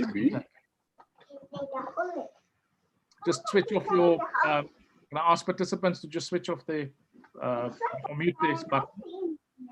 Then the other problem is that we thought that for Section 7C that we, and Section 31, that we didn't have to worry about inherited loans. SARS has now amended the tax law, so even in 7C, inherited loans are subject to the anti-avoidance rules. But remember, if it's an inherited loan, the Reserve Bank has the right to call for that loan repayment. As I said, I've never seen them doing that. Number 5 is the stacking rules. So if you had a trust that for years had income that accumulated, when you then distribute, and you can decide and you can show to SARS that you're distributing from dividend income, and that dividend income was subject to 30% withholding tax on dividends from the US. You vest that dividends, it's taxed in South Africa at 20%, and you can claim the 30% as a credit. Now you have an excess credit, okay? Therefore, you can carry it forward to next year's. And that's called stacking rule. Stacking means there's a stack, the retained income in the trust is stacked between interest income, dividend income. So what I normally do is, if the trustees kept adequate records, if I vest dividends, I then look at that 10% extra tax because of the American withholding, or 25% if it was Swiss withholding. Pfizer shares is the typical one, and Richmond shares. Then that 5%, I try and mop it up by declaring some interest as well, because you can use the foreign tax credit for any foreign income. Section 6 quad doesn't restrict dividend tax to dividend income. It's foreign tax, you can claim the credit, okay? But do note there's various interpretation notes, and there's also an interpretation note on Section 6 quad. So it's not that easy to claim, but I prefer 6 quad over the tax treaty benefits. Then on death duty, remember it's a situs tax. So it's normally the country in which your assets are situated. They have the first right to charge capital gains tax. Most of our treaties allow that. They can tax on wealth tax, but you get no credit for that. The NIIT tax in the US is 1. Federal estate tax, we can get a credit for that, provided that we have the right to tax, because there's a double tax treaty on estate duty or death duties. And in the UK, there's an AHT and gift tax treaty as well. So you have to go and look at, first of all, normally the situs tax rules, which means the country where the asset is based has the first right to tax. That could be overridden by the income tax treaty or the death and gift tax treaty. And there may be a withholding tax that you can claim as a credit. Very important, at the USA, and that would now be very interesting now that officially, I don't know if Biden's already won, but the Trump brought in this rule that said aliens can only get $60,000 free of estate duty or federal estate tax with no spousal rollover. Where in Obama's time, it was $1 million US. In Obama's time, an American green card or passport holder could get 5 million estate duty exemption. Trump moved that up to 11 million. Will Biden bring it back? We don't know, because the additional exemptions, that's from 5 to 11, that's a presidential decree. The 60 to 1 million that Obama did was a presidential decree, which Obama took away, and now we're down to 60,000 with no spousal rollover. So one of the practical examples that you have to take into account is if you have USA shares, be it Facebook or whatever, that don't bequeath that to your wife, bequeath that to a trust, and then that triggers capital gains tax in South Africa. It triggers estate duty in South Africa, but you can get the 40% that you paid in the US as a tax credit. But if you bequeath it to your wife, there's no estate duty in South Africa, no capital gains tax, then the capital gains tax that you paid in the US, if any, or the estate duty that you paid, or federal estate tax in the US, if any, is wasted. Why say if any? I still have to get an American advisor to explain to me why the US says there is estate duty on shares and property, everything that's registered. They do not have, funny enough, estate duty on cash. So if you're told by your doctor you're terminally ill, it's best for an American to go into cash, sell all his shares, because there's no death duty on cash. Then US tax residents, as I said, at the moment has an 11 million, and the Republicans can reduce that again. We don't, Wilder's a Republican, but the Democrats can change that. And the tax law reads only 5 million, where the presidential decree increases it to 11 million. Okay. So there is the estate duty and tax treaties that we have in the world. Okay. So the Canada one, I don't know when it came into force, but it was terminated in 85, even well before we went on the worldwide basis.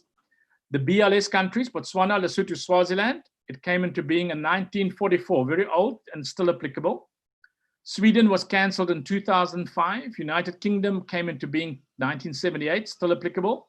United States of America came in 52. So interesting is that in the Sullivan Code era, they cancelled the double tax treaty for income tax, but they never cancelled the federal estate duty treaty. So it still remains in place. And then quite interesting, we have a Zimbabwean tax treaty. I don't know if anyone ever pays estate duty in Zimbabwe. So I must be honest, I know of it, but I've never had to apply that. Okay. Very important that our estate duty is on ordinary residents. So someone living in a foreign country that is ordinary resident in South Africa, but tax resident in the UK, will still pay South African estate duty.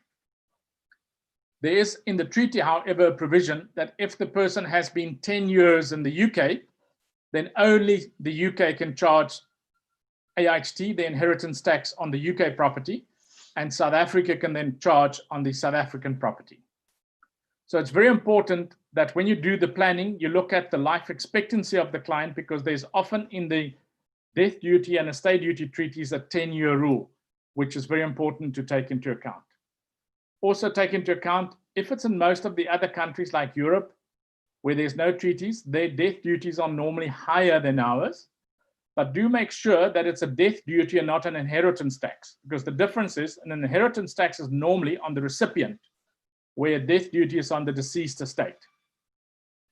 So we are foreseeing that from 1 March 21, when we have no more exchange control, remember I said your source of funds are going to become very important, that people that live abroad that has not formally or financially immigrated will be able to take their inheritances offshore, provided they can probably show that the South African estate has paid the estate duty. So we've already had examples where the Reserve Bank at the moment allows us in the following scenario. Dad was South African, his daughter was South African, but she married an American and went to live in America. The children were born in America. So the bank quickly told the family, you have to formally immigrate so that you can get your inheritance out. That's not true. You can already go to the Reserve Bank and say, in terms of the inheritance rule, because grandfather has bequeathed, albeit via trust, to a person that has never been exchange control resident in South Africa, please allow that trust benefit to leave South Africa without formal immigration. Obviously, if that benefit accrues to the mother who was born in South Africa, she, in the current rules, had to formally immigrate.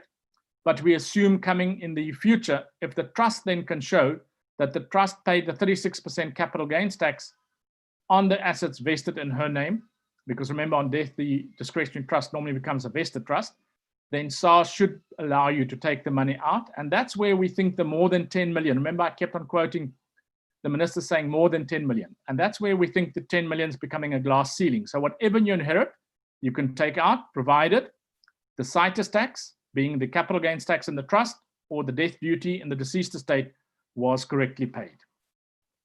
So we're a little bit earlier. I don't think there's much more. I'll stay on for some more questions. I see nothing in the question and answer. Let me just see on the chat channel. There's some questions there. Oh, that was people who want the recording. And Danny said, yes, it's on YouTube. Stan, over to you. Any questions from the audience? Or so we wait for them to post. Well, that was very exhausting and exhaustive. But thank you very much. I don't know if there are questions anybody wants to ask questions at this stage.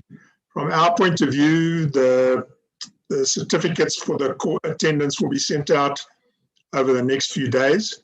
If you do want recordings or you do want notes from the attending today, please email myself or Danny, and we'll try and sort that out for you straight away. Any other questions, please feel free to ask them now in the Q&A, which will be best, and we can answer them straight away. Any comments, maybe? Other than that, I'd like to thank you all for attending, and particularly Hugo for very insightful, and obviously you've been this route.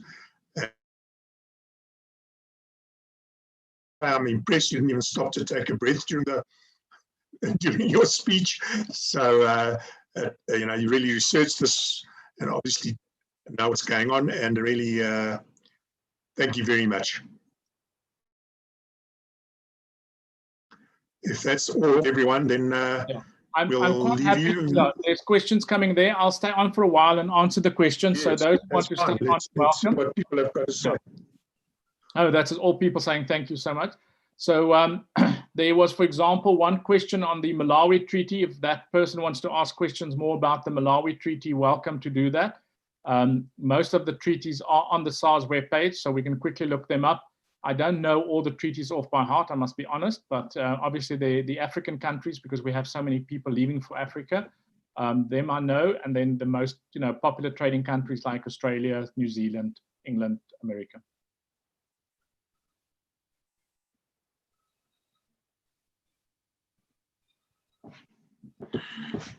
All right, so it seems like that's it, Danny. I don't know if there's anything you want to add.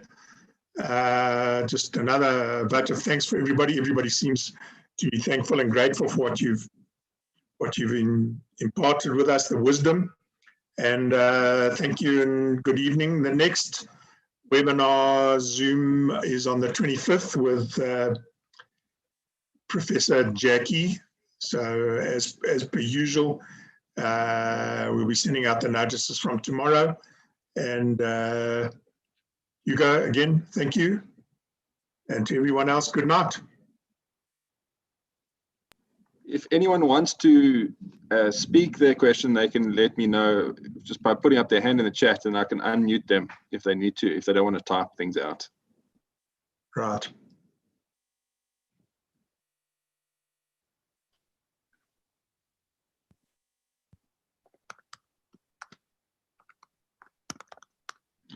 Obviously, Hugo, you covered everything, so nobody's got any questions. You've answered them all. Yep, thank you so much. Thank you so much. I was just curious about the previous, what you were mentioning before about the religious requirement with the exemption. Yeah, let's quickly, for those who still have, it's very interesting in our treaty with Israel. It says that when you have to test the center of vital interest, remember that person that is, if the wife and children are still in South Africa, and the test of center of vital interest, you have to look at your personal and economic relationship must be stronger to Israel than South Africa. It has a clause to say that when you've done Oleh, and I don't know if I pronounce it correct, it's O-L-E-H, so you have done a religious relocation. So you went to Israel based on your religion, okay? Aliyah. Say, pronounce it for me again. Aliyah. Aliyah. Then you are deemed to have your center of vital interest in Israel. So even if you're in a process of moving your family across, you immediately have left the South African tax system and you're out, okay? So I, many years back, used to do a lot of training with Anthony Chait from Zeridium, and obviously that is something that, and their practice we had a lot, and SARS honors that. So if someone has left, and remember in the old, I think it's changed, but the Israelis did not tax the South Africans for the first 10 years, but you could still tax immigrate, unlike the Malta Treaty where you had to pay tax on the worldwide basis. If you've gone to Israel based on a religion, you were out of the system immediately. Israel said, we won't tax you, and your trust in South African trust was not taxed. Sadly, South Africa still taxed you on 30% capital gains tax, but those days, most of the people were paying less capital gains tax. I think it was 30% or something, 28% capital gains tax and trusts. But yeah, it's a very nice clause in the double tax treaty with Israel. It's the only treaty that I know that has a religious clause built in. There was at one stage someone who threatened to have it constitutionally tested. I don't know what came about that, because remember, that's a treaty that was before we became a secular state. But then again, it refers to Section 35, the definition of an immigrant based on religion in Section 35 of the Israeli Act. So when my opinion was asked, I said, I'm not comfortable being a witness in court because it is we're interfering in another country's laws. We can't in South Africa argue that it's contrary to our constitution, because it's a position that a foreign country grants to its returning residents, and then their residents in inverted commas. So you can't blame South Africa. We have to honor that. We have certain bilateral agreements which says we must honor that. And it's equal, like, then you have to go to Sharia law countries and say it's unconstitutional to not allow the wife, that's the widow, to bring the children back to South Africa. In Sharia law, the eldest male member of that family must go and collect the children and bring them back to South Africa. Mom is not allowed to bring her own children out of that country, because then they say it's human trafficking. So it's a very difficult position, and I think people must just honor the different rules. There's no agreement like that between America and Israel, is there? That's an interesting, I've never tested. I don't know.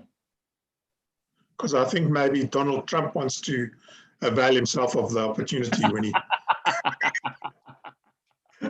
Yeah. Well, I don't know how Jewish his wife is, so I don't know. No, but he's yeah. No. He's got a son who's Jewish. My son-in-law is Jewish. Maybe that will assist. Assist him, yeah. So yeah, it's a family member. There's one or two more questions that quickly popped up. If one becomes a non-resident in terms of the DTA during February 2016 tax year, is the exit date due in that year in which they became tax non-resident? Yes. But if you were only able to determine it in March or June of the following tax year, that's the cases where I then go to SARS and say, please waive us the 20% underpayment of provisional tax. They've always done that. But now, as I said, in the most recent case, they're now saying to us, but then that case, it was someone who was 6th April, then they say the exit tax should have been paid 31st of August, then they want 10% under late payment. Then Stan asked, if that person then works for a South African company, will the South African company then still deduct tax? Very good question. The answer is no, because they tax non-resident. They're physically not in South Africa. So that company can't use an IRP3Q. When we do those tax directives, they come back and say you must use code 3652, which is the tax exempt code. That is a very problematic decision from SARS, because now it places the obligation on the employer to determine if his employee is indeed tax resident in the other country. But in that case, I have now issued a Section 223 opinion for that employer, and they've honored that because I know that the employee is tax non-resident. And but if that work is done in South Africa, then code 3651 will apply. Okay, wonderful. Confirm that private residence held jointly has a 4 million exemption and not 2 million. Yeah, so private residence held by husband and wife, it's 2 million per taxpayer. Therefore, it's a 4 million cutoff. But if it's held by the husband, okay, and they're out of community of property, then unfortunately he has to pay withholding tax. Right. Thank you very much. I think we can wrap it. Okay. Thanks again. Thanks. Thank Good you. night. Cheers. Bye. Yeah.